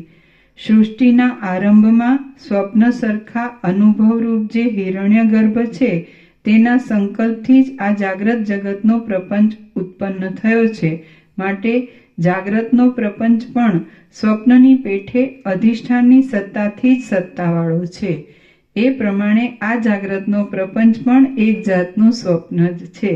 માટે આ પ્રપંચમાં જેવી મારી દ્રષ્ટિએ તમે અને બીજાઓ સાચા છો તેવા જ સ્વપ્નમાં સ્વપ્નના દ્રષ્ટાઓની દ્રષ્ટિએ સ્વપ્નના માણસો સાચા છે. જો સ્વપ્નમાં દેખાતા માણસો સાચા નથી તો સ્વપ્ન જેવા આ જાગ્રત પ્રપંચમાં પણ મારા જોવામાં આવતા માણસો જરા પણ સાચા નથી. આ સ્વપ્ન જેવા સંસારમાં જેમ તમારી દ્રષ્ટિએ હું સાચો છું તેમ મારી દ્રષ્ટિએ મારા જોવામાં આવતું સઘળું સાચું છે. જાગ્રત તથા સ્વપ્ન બંને પરસ્પરથી તુલ્ય જ છે, માટે તેમનામાં પ્રતીત થતા માણસો આદિની સત્યતા એકબીજાની દ્રષ્ટિથી જ છે પણ વાસ્તવિક સત્યતા નથી. જેમ સ્વપ્નમાં તમને પ્રતીત થયેલો હું તમારી દ્રષ્ટિએ સાચો છું અને સ્વપ્નમાં મને પ્રતીત થયેલા તમે મારી દ્રષ્ટિએ સાચા છો, તે જ રીતે આ જાગ્રત સંબંધી સંસારરૂપી મહાન સ્વપ્નમાં પણ તમારી દ્રષ્ટિએ હું સાચો છું અને મારી દ્રષ્ટિએ તમે સાચા છો. સ્વપ્નોમાં એવો જ ક્રમ હોય છે. રામ બોલ્યા, હે ભગવાન, આ તમારા કહેવા ઉપરથી મને લાગે છે કે સ્વપ્નનો દ્રષ્ટા નિદ્રાથી રહિત થઈ જાય તો પણ સ્વપ્નમાં દેખાયેલું નગર અધિષ્ઠાન સત્તાથી સત્તાવાળું રહે છે. આ મારું ધારવું યથાર્થ છે કે કેમ? વસિષ્ઠ બોલ્યા, હા, જેમ તમે કહો છો તેમ જ છે. સ્વપ્નનો દ્રષ્ટા નિદ્રાથી રહિત થઈ જતા પણ સ્વપ્નમાં દેખાયેલું નગર અધિષ્ઠાનની સત્તાથી સત્ય જ અને આકાશની પેઠે સ્વચ્છ આકારવાળું જ રહે છે. એ વાત તો એક બાજુ રહેવા દો અને હવે બીજું કહું છું તે તરફ લક્ષ આપો. સ્વપ્નના પ્રપંચમાં જાગ્રતના બાહ્ય દેશ કાળ આદિના જેવો યથાર્થ સંબંધ નહીં રહેવાથી સ્વપ્નનો પ્રપંચ મિથ્યા છે એમ માનતા હો તો તમે જેને જાગ્રતનો પ્રપંચ માનો છો તેમાં પણ સ્વપ્નના દેશ કાળ આદિના જેવો યથાર્થ સંબંધ નથી. આથી જાગ્રતનો પ્રપંચ પણ મિથ્યા છે. સ્વપ્નના પ્રપંચમાં જાગ્રતના બાહ્ય દેશકાળ આદિના જેવો યથાર્થ સંબંધ નહીં રહેવાથી સ્વપ્નનો પ્રપંચ મિથ્યા છે એમ માનતા હો તો તમે જેને જાગ્રતનો પ્રપંચ માનો છો તેમાં પણ સ્વપ્નના દેશકાળ આદિના જેવો યથાર્થ સંબંધ નથી. આથી જાગ્રતનો પ્રપંચ પણ મિથ્યા છે.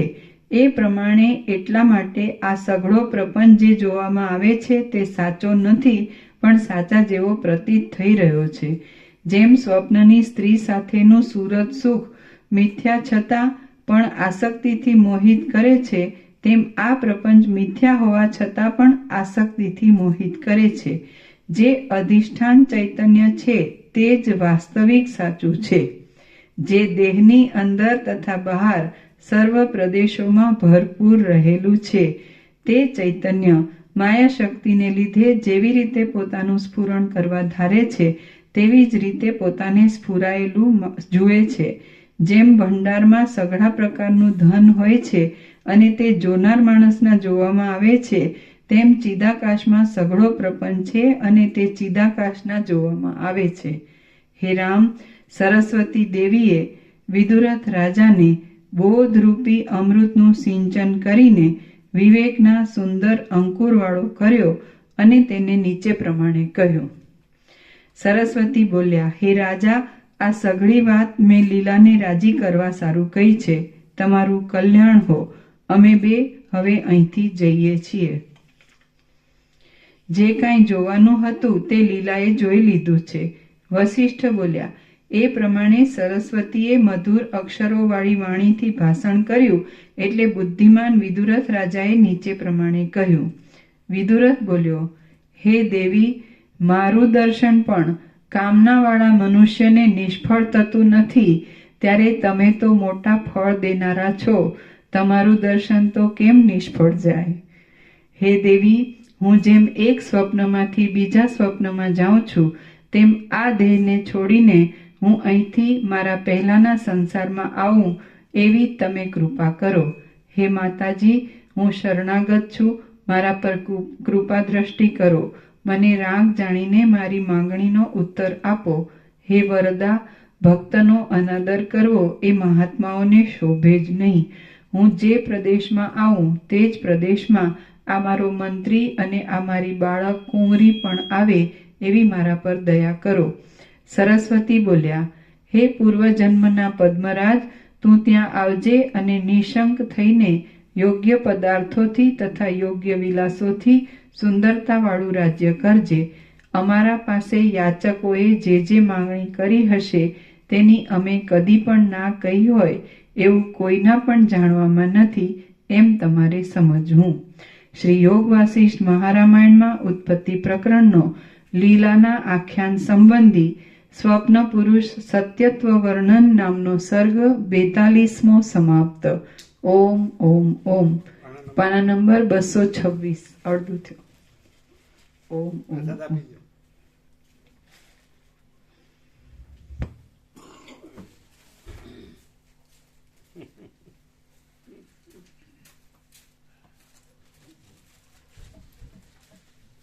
અમને બતાડજો ક્યાંક એમ બતાડજો. ફર્સ્ટ પાર્ટમાં જો એમને નીચે દર્શન આમને નીચે અમને બતાડો. ફર્સ્ટ પાર્ટમાં નીચે દર્શન મૂકી છે લોકોએ અને પાછળ હસ્તાક્ષર છે.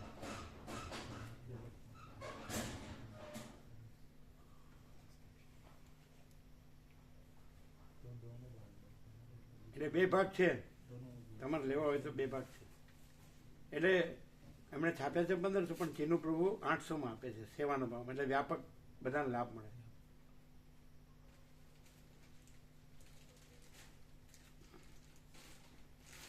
એમણે કદી કોઈનું મૂક્યો નથી, આ ફર્સ્ટ ટાઈમ.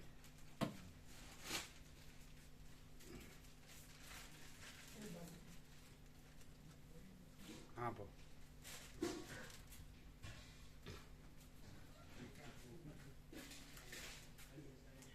કોણ છે?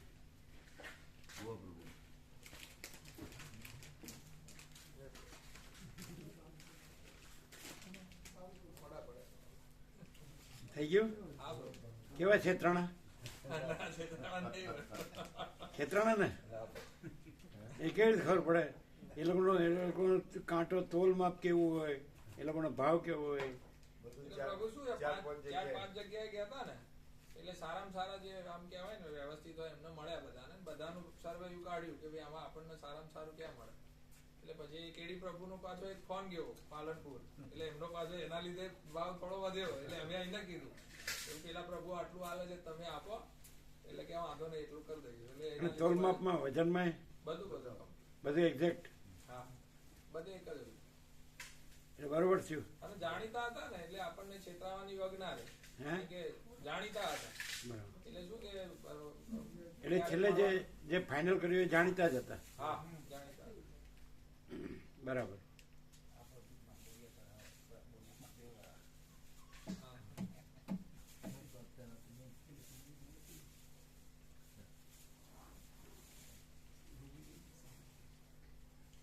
એ નહીં લે, તમે લઈ લ્યો. એ નહીં લે, તમે લઈ લ્યો.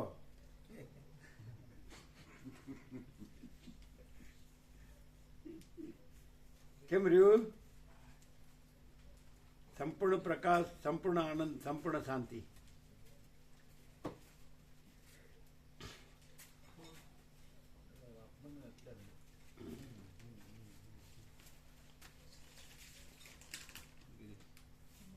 બ્રહ્મને સાચો માનીએ ત્યાં સુધી બ્રહ્મ ન અનુભવાય, અને બ્રહ્મ જ છે અને ભ્રમ છે જ નહીં.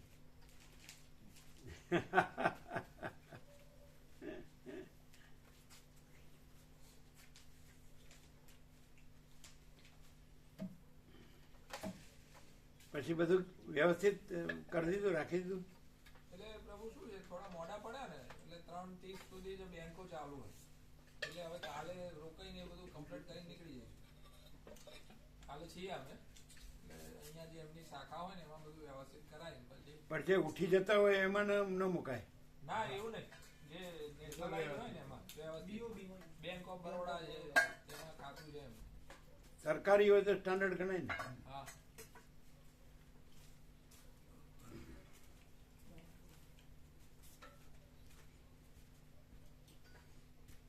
હવે તમે જ્યારે લેવું મૂકવું કરવું કરી શકો એવી જગ્યાએ જ મુકાય ને.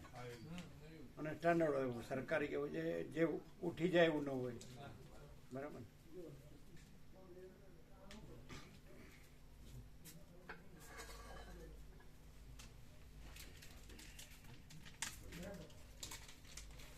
આપી દીધું પ્રસાદ? તમે લોકો લીધું? હા બાકી છે પ્રસાદમાં જે આપનારા છે લેજો, પ્રસાદ આપનારા લેજો, એમને આપજો.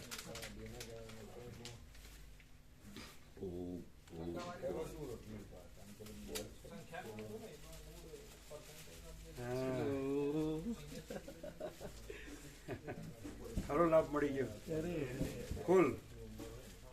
Full and final. ફાઇનલ.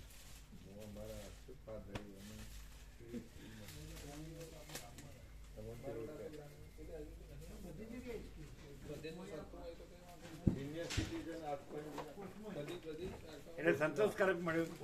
એટલે તમારે યાદ હશે ને પહેલાનું પણ. એટલે અત્યારના ભાવે મળ્યું ને. બધું સરસ સરસ. અત્યારના ભાવે એટલે પહેલા કરતા પહેલા સસ્તું હશે. હા એ તો એના કરતા ઘણું વધારે. એમ ને? બહુ બહુ.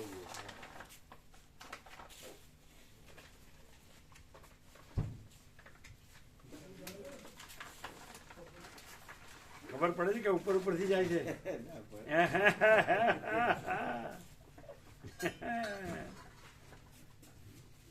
એકદમ ફૂલ એન્ડ ફાઇનલ હતું આજે.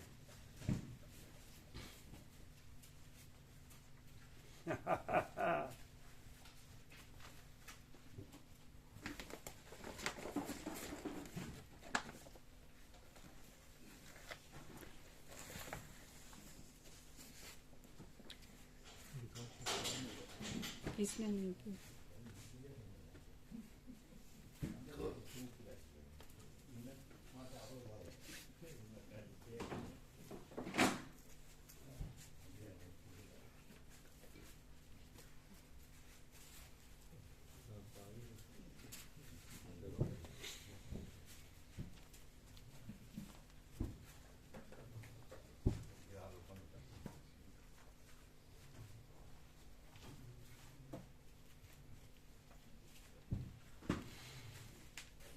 પ્રસાદ ક્યાં લીધો?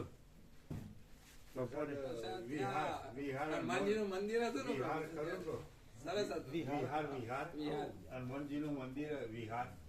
વિહાર ચોકડી વિહાર 4 રસ્તા ત્યાં કઈ હનુમાનજી મંદિરમાં સરસ સાત્વિક પ્રસાદો છે. એમ આવો એકદમ સરસ હતું. ત્યાં બધું બધું રોટી દાળ ભાત શાક દાળ ભાત શાક. રોટલી દાળ ભાત શાક.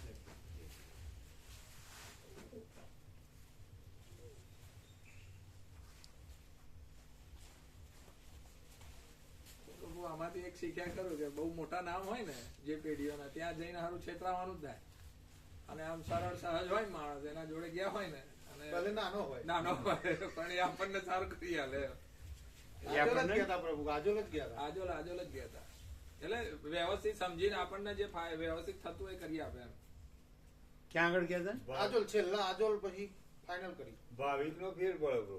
ક્યાં આગળ આજોલ આજોલ આજોલ આજોલ આજોલ એટલે આપણે આજોલ હા આજોલ બોળિયા મહાદેવ. બોળિયા મહાદેવ. મહાદેવ. ત્યાં થઈ નીકળ્યા હતા. ત્યાં એ યાદ થઈ કર્યા હતા કે બોળિયા મહાદેવ આવી ગયો. ત્યાં દર્શન કરતા જ ગયા. ઉતર્યા નતા પણ આ દૂરથી જોઈ નીકળી ગયા હતા. ટાઈમ એવો હતો ને એટલે. હવે ચેન્જ થઈ ગયું પેલા તો બેટરી છે અત્યારે તો પ્રભુ એના પેલે બડી ઘણી બેટરી છે બધી. હે એકદમ નાની છે અમારી પાસે તો ઘણી સારી સરસ ફૂલ છે. ફૂલ લાઈટ છે પ્રભુ. લાંબી બી થાય આમ કેવી રીતે લાંબી ખેંચીએ ને એટલે એને શું ફેર પડે ખરું એટલે દૂરનું જોવું હોય ને આમ હા દૂરનું જોવું હોય તો એટલે એવી રીતે અને આમ અંદર કરીએ તો અંદર કરીએ એટલે ગોળ પડે નજીકનું આમ મોટું વર્તુળ નજીક માટે હા નજીક માટે આ હા દૂર માટે આમ હા બરાબર નજીક માટે જીવન જીવન બસ બે જ સ્કોપ છે ને બે આટલું જ હા અંદર બહાર હા દૂરનું નજીક હા અને આ એ ચાર્જિંગ માટેનું હા ચાર્જિંગનું એટલે શું કરવાનું ચાર્જર એ ચાર્જર ભરાઈ દેવાનું ચાર્જર સર હા ચાર્જર આપવાનું. આ ચાર્જર છે ચાલે, ચાર્જર ચાલે, ચાલે. એટલે એ આ તો બહુ આ પેલું આપણે જે ચાર્જિંગ કરીએ ને હા. એ કાઢીને એમાં લગાડી દઈએ અને આ છેડો એમાં લગાડી દઈએ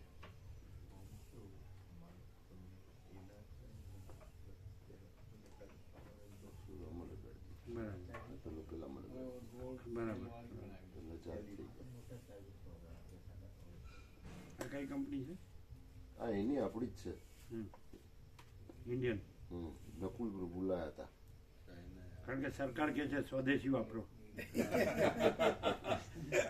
નકુલ પ્રભુ લાયા હતા હવે ક્યાંની કઈ ખબર બાકી જશે, અહીંયા બધું ના આવે. એટલે ચાઇનાનું. નડિયાદ ના પાલનપુરથી જ લીધી આ બનાવે? ઓકે. એ તો અહીંયા પાલનપુર છે કે ત્યાં જ છે એ ત્યાં છે દેહરાદૂન હા અને સસરા દેવ થઈ ગયા હતા ને એટલે આવતા આપણે ડાયા પ્રભુ હરિપ્રભુના ભાઈ હા હા પ્રભુનો વિશ્રામ હતો ને કેટલી એની અવસ્થા કેટલી એ બસ 65 67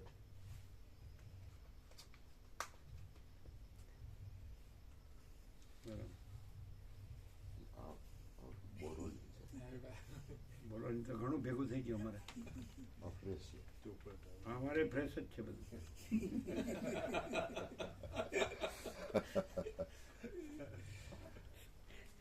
જો આ બેટી હા એ તો ઘણા દિવસથી ચાર્જ નથી કરી હા હા ચાર્જ કરી એટલે ફૂલ લાઈટ બરાબર આ તો ઘણા દિવસે વપરાણી હા, હા. હમણાં ચાર્જ જ નથી કરી યાત્રામાં ગયા હતા ને હા. એ પહેલા ચાર્જ કરી હતી બરાબર પછી યાત્રા ને એના પછીના ઘણા દિવસો વયા ગયા ચાર્જ કરી એટલે ફૂલ લાઈટ આનું વજન નથી નજીકનું પડે પડે જ ને નજીકનું બધું બધું પોઈન્ટ જ છે નજીકનો અને પેલું આખું મોટું વર્તુળ છે આમાં તો બે થાય આ દૂર ને નજીક બે થાય જો વર્તુળ પેલામાં પ્રભુ વર્તુળ છે મોટું આ રીતે હજી આ તો ઘણી વપરાણી ચાર્જ નથી કરી હા. ચાર્જ કરો એટલે ફૂલ લાઈટ અને વજન નથી હા.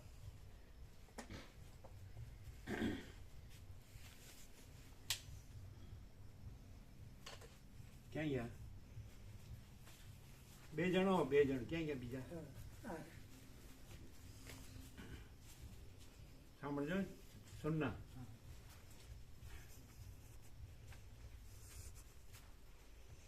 ત્રણ વાગે વિવેક પ્રભુ આવવાના છે જવાનું છે આમ જવું છે કરીએ તો આ લાભ મળે બસ એટલું જ એટલે બસ આ જવું છે માં જ આ બધું વયું ગયું આખું જીવન સમજાય છે? હજી આવ્યો નથી ને જવું છે, આવ્યો નથી ને જવું છે, એ રીતે જ કરી આખી જિંદગી. એમાં વેડફાઈ ગયું બધું પૈસાને ભોગો પાછળ. સમજાય છે? તો આ લાભ મળે આવું કરીએ તો. આ પ્રેક્ટિકલ સમજે. અને આ તમે આખા વર્લ્ડમાં ભમો ને તો આ ના મળે. આ પ્રકાશ, અનંત પ્રકાશ, અનંત આનંદ, અનંત શાંતિ. બરોબર? ખ્યાલ આવી ગયો ને? બસ એમ જ કીધા કરે 3 વાગે વિવેક પ્રભુ આવવાના, 3 વાગે વિવેક પ્રભુ આવવાના.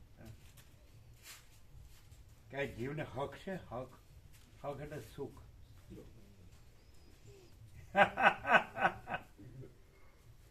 Practical, naked truth, open secret, નગ્ન સત્ય, ખુલ્લા રહસ્ય.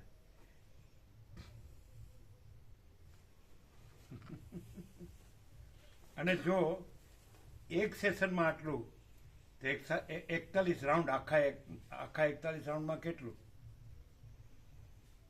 અખંડ એક સેશનમાં આટલું ફૂલ એન્ડ ફાઇનલ, તો આખા વર્ષો અને 41 રાઉન્ડ 1730 પાના, તો કેટલું? 83 માંડો. એક આમ એક સેકન્ડે આમ ધરપત નહીં, ધીરજ નહીં, જવું છે, આવી જવાના, આવવાના, જવાના, જવાના, એવું કર્યા કરતા. 3 વાગે આવવાના છે, વિવેક પ્રભુ આવવાના. આવી રીતે આ લાભ મળે.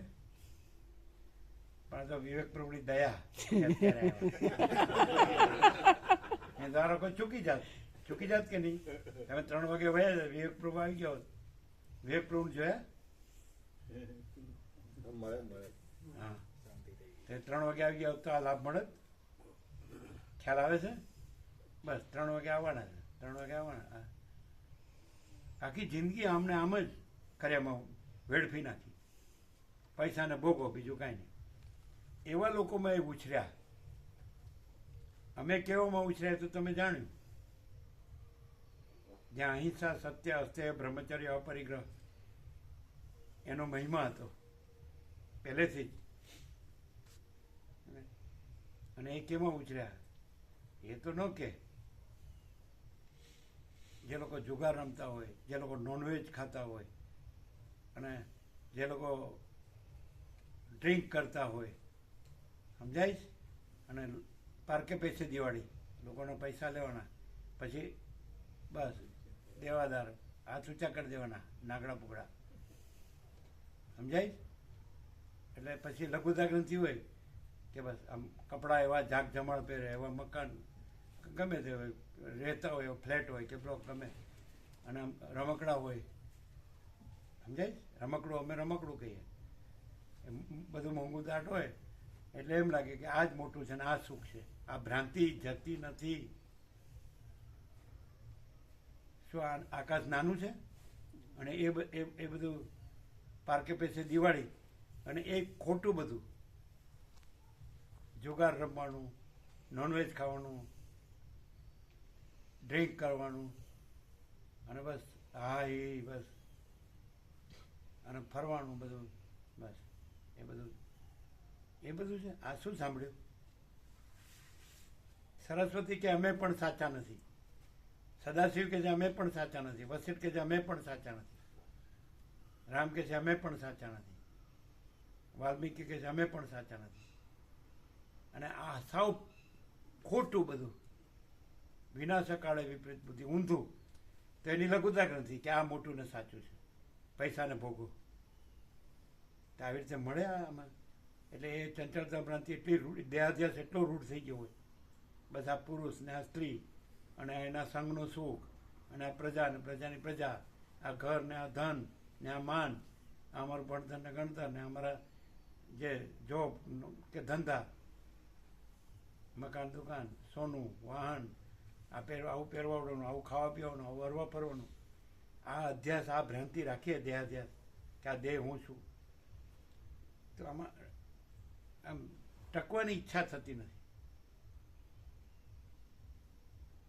આમ ઊભો ઘોડો કે એને આવ્યો નથી ને ગયો નથી.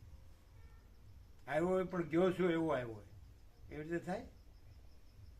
અને અખંડ છે પહેલેથી, તો દેખાતું નથી. તો દેહ દ્રષ્ટિ પોતે દેહ રહ્યા હોય અને દેહથી બધું કર્યું હોય, દેહનું બધું કર્યું હોય, એટલે એમ લાગે આ દેહ છે. અરે પણ એ શું કર્યું છે ને આ શું છે એમ મૂળ આંધળો હોય તો દેખાય. દેખાય કે નહીં? કે ભાઈ બધું હળક, બધું સરખું. ભૌતિકતા વિલાસિતામાં, ચંચળતા ભ્રાંતિમાં, પૈસાને ભોગો એની વાસના ભ્રાંતિમાં, સુખ ભ્રાંતિમાં. એટલે થોડો ધર્મનો આડંબર કરીએ એટલે એ બધું અસત્ય ઢંકાઈ જાય અને સત્યનો લાભ મળે. સત્ય રહીએ, અસત્ય ન રહીએ ત્યારે સત્યનો લાભ મળે. ક્લિયર છે? હજી કંઈ પૂછવાનું પૂછી લેજો, કારણ કે પાસે જાઓ તો ન આવો. એ ખોટું બોલે. सामान 100 साल का है पर पल की खबर नहीं. क्लियर છે? હવે કોઈ પ્રશ્ન? 7 કરોડના 800 કરોડ એ જે બધા છે એમાં આ પરમ શાંતિનો છાંટો છે ક્યાંય?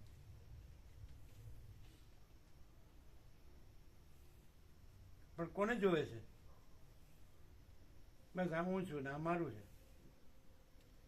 ક્યાં છે હું મારું? ક્યાં છે બતાડો? ક્યાં છે ભેદાભેદ? ક્યાં છે લેવા દેવા? પણ બસ હું તો આને જ માનું, કુંડાળું. એના બાપુજીના મામા હતા, અરુણ પ્રભુના બાપુજીના મામા હતા, સગા.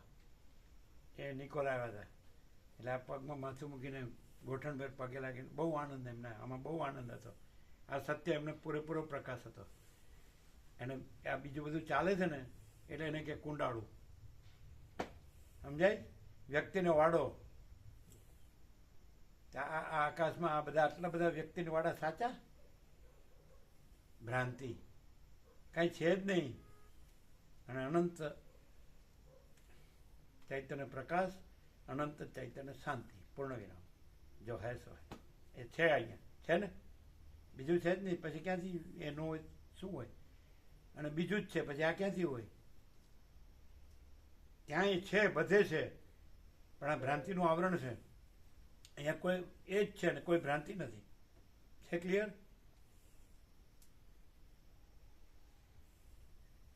ફૂલ એન્ડ ફાઇનલ મળ્યું કે નહીં? કે હજી કોઈ શંકા? હવે વિવેક પ્રભુ આવી ગયા છે. અમે તો રોકાવા જ આવ્યા. ત્યાંથી નીકળ્યા ત્યારે જ બેગ લઈને જ આવેલા. રોકાવાનો પ્રોગ્રામ જ હતો ફિક્સ. જવાનું તો હતું જ નહીં આજે. બેગ લઈને જ આવ્યા. વિવેક પ્રભુનું તો અહીં આવ્યા પછી ખબર પડી. અમે ગઈકાલે જ નક્કી કરેલું એક રાત તો રોકા. અહીં તમને કોઈ જવાનું કીધું? ના, બસ ત્યારે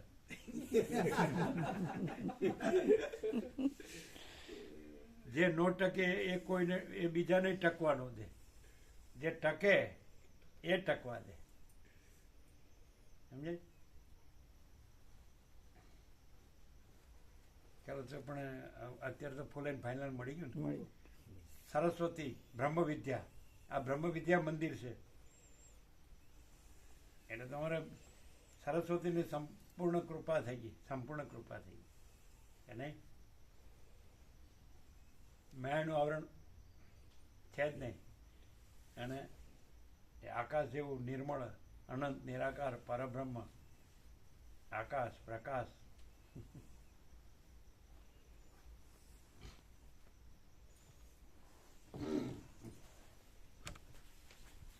બોલો, બેગ લઈને આવ્યા, બોલો. તેમના હાથનો પ્રસાદ ભાઈઓ નહીં હોય. અન્નપૂર્ણા તો તમે નામ આપ્યું છે, પછી ક્યાં? માં અન્નપૂર્ણા. તો પછી અને એ શું કે છે? રસોડું. જે કર્યું હોય જ આવે.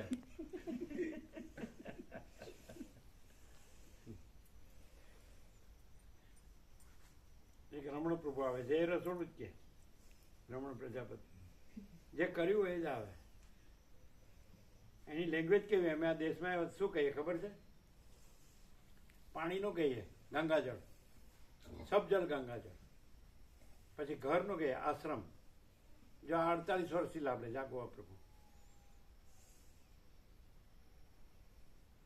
પછી પુરુષનો કહીએ પ્રભુ. પછી સ્ત્રીનો કહીએ માડી. મોટી ઉંમર હોય તો માડી, નાની હોય તો માતાજી. સમજાય? અને તમે આ બધા ગાડી કે, અમે રમકડા કહીએ. પરચુરણ માટીના ઢેફા. હા, આ બધા જે પ્રોપર્ટી કે છે ને એને અમે શું કહીએ? પરચુરણ ને માટીના ઢેફા. પરચુરણ ને માટીના ઢેફા. એનું ગમે ઘરનું જેલ ખોનું. હે? ઘરનું જેલ ખોનું. હા, ઘર એટલે જેલ ખાનું. સમજાય? જો ઋષિ મુનિની જેમ જીવે તો આશ્રમ. અને પછી બસ અંદર બસ પૈસાને ભોગવણી વાસના ભ્રાંતિની ગુલામીમાં સુખ ભ્રાંતિ તો જેલ ખાનું. કે નહીં? બીજું ગંદો કોથળો. ગંદો કોથળો. આ શરીરને ગંદો કોથળો. આ ગંદો કોથળો. અને આ બધો પપ પાવડર કરીને રૂપાળો કાચમાં જોયા કરવાનું. મંકી બ્રાન્ડ કાળો ટૂથ પાવડર. માયાની વાસનાનો ગુલાબ ડોબુ. ડોબુ બૈરાની વાસનાનું ગુલામ ડોબુ. ડોબુ બૈરુની વાસનાનું ગુલામ ડોબુ. ડોબુ બૈરુની વાસનાનું ગુલામ ડોબુ. આ માણસ ડોબુ બૈરુ ની વાસનાનું ગુલામ ડોબુ.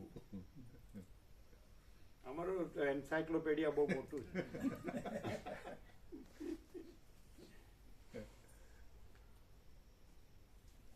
રામકૃષ્ણ પરમહંસ ડગલે ને પગલે કહે છે, મનમાંથી કામિની કાંચનની આસક્તિનો સંપૂર્ણ ત્યાગ થયા સિવાય ઈશ્વર દર્શન થાય જ નહીં. રામકૃષ્ણ પરમહંસ ડગલે ને પગલે મનમાંથી કામિની કાંચનની આસક્તિનો સંપૂર્ણ ત્યાગ થયા સિવાય ઈશ્વર દર્શન થાય જ નહીં. પછી એમ કે જેણે સ્વાતંત્ર્ય જીતી છે, મહાત્મા ગાંધીજી કહે છે, મહાત્મા ગાંધીજી જેણે સ્વાતંત્ર્ય જીતી છે એ બધી ઇન્દ્રિયોને અને મનને જીતી શકે ને એને જ ઈશ્વર દર્શન થઈ શકે. જેણે સ્વાતંત્ર્ય જ જીતી નથી એ બીજી ઇન્દ્રિયોને અને મનને ન જીતી શકે અને એને ઈશ્વર દર્શન ન થઈ શકે. પછી ગાંધીજી એમ કહે છે, આજે હું જેને સત્ય માનું છું, આવતીકાલે મને એનાથી ઊંચું સત્ય મળે તો આજનું સત્ય છોડીને આવતીકાલનું ઊંચું સત્ય સ્વીકારવા હું તૈયાર છું. પાછો જે બસ વાળો પકડ્યો જળની જેમ સંકુચિત ભ્રાંતિ. અનંત વિશાળ આખું ભરપૂર જે ભરેલું છે, અનંત પ્રકાશ, અનંત આનંદ, અનંત શાંતિ, અજરામર અખંડ અવિનાશી. હું છે જ નહીં, જગત છે જ નહીં, આ ભ્રાંતિ છે જ નહીં.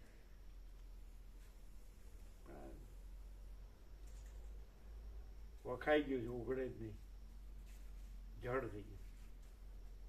મૂળ અને જળની વ્યાખ્યા વસીટ કે છે કે જે પોતાથી ન જાણે એ મૂળ અને જે પોતાથી ન ચાલે એ જળ. તો બધા એવા થઈ ગયા મૂળ ને જળ. પોતાથી જાણતા નથી, બીજા કે એમ આ કે છે, આ આમ કે છે ને આ આમ કે છે ને. બુદ્ધ એમ કે છે કે કોઈ પ્રાચીન વિદ્વાન કે છે એટલે એને સત્ય ન સ્વીકારવું. કોઈ પ્રાચીન શાસ્ત્ર કે છે એટલે એને સત્ય ન સ્વીકારવું. કોઈ અર્વાચીન વિદ્વાન કે છે એટલે એને સત્ય ન સ્વીકારવું. કોઈ અર્વાચીન શાસ્ત્ર કે છે પુસ્તક એટલે એને સત્ય ન સ્વીકારવું. પોતે સત્ય અનુભવવું અને સત્ય રહેવું એ તો છે જ નહીં. બધાનું ઉછીનું સમજે ને, ઉધાર આનું ને આનું ને. પણ તારું શું? જે કૃષ્ણમૂર્તિને એક જણે પૂછ્યું કે રામકૃષ્ણ પરમહંસને નિર્વિકલ્પ તોતાપુરી નિર્વિકલ્પ સમાધિ કરાવીને ઈશ્વર સાક્ષાત્કાર થયો, રમણ મહર્ષિને આત્મ સાક્ષાત્કાર થયો. તો જે કૃષ્ણમૂર્તિએ રામકૃષ્ણ વિશે કે રમણ વિશે ન કીધું, એણે એમ કીધું એ એમનું છે, તારું શું? એ તારું નથી.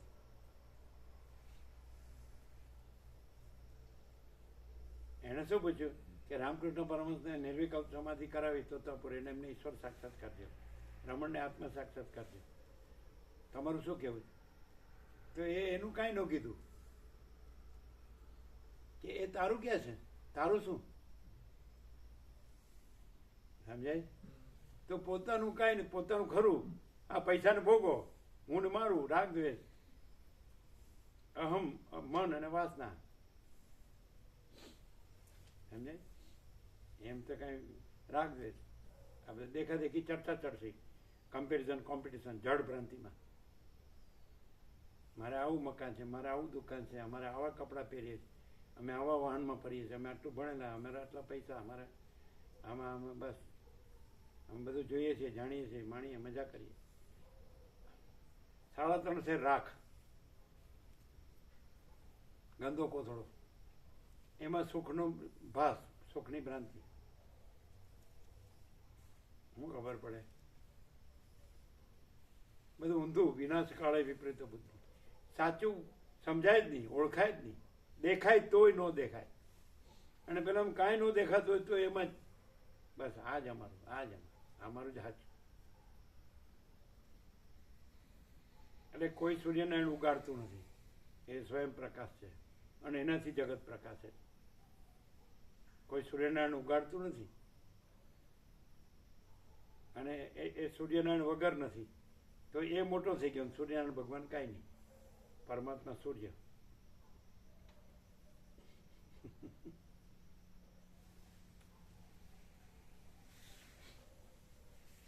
गुजराती समझ में आती है? बाबा बनना पड़ता है तो हिंदी बोलना आवड़ना पड़ता है.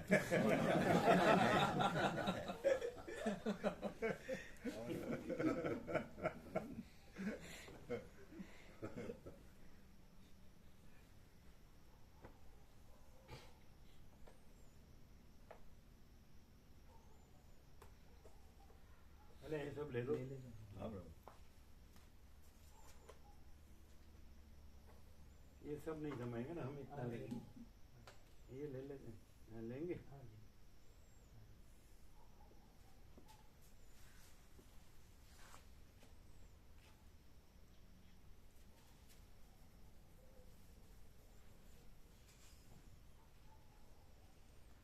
બધા પ્રસાદ બાકી હોય ફૂલ આપજો બધાને અને બધું લઈ લેજો. હા, ઢાંકજો બધું. हाँ बराबर.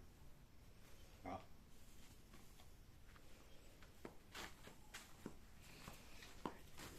और ड्रॉप भी डाल देंगे. हाँ, ड्रॉप डाल.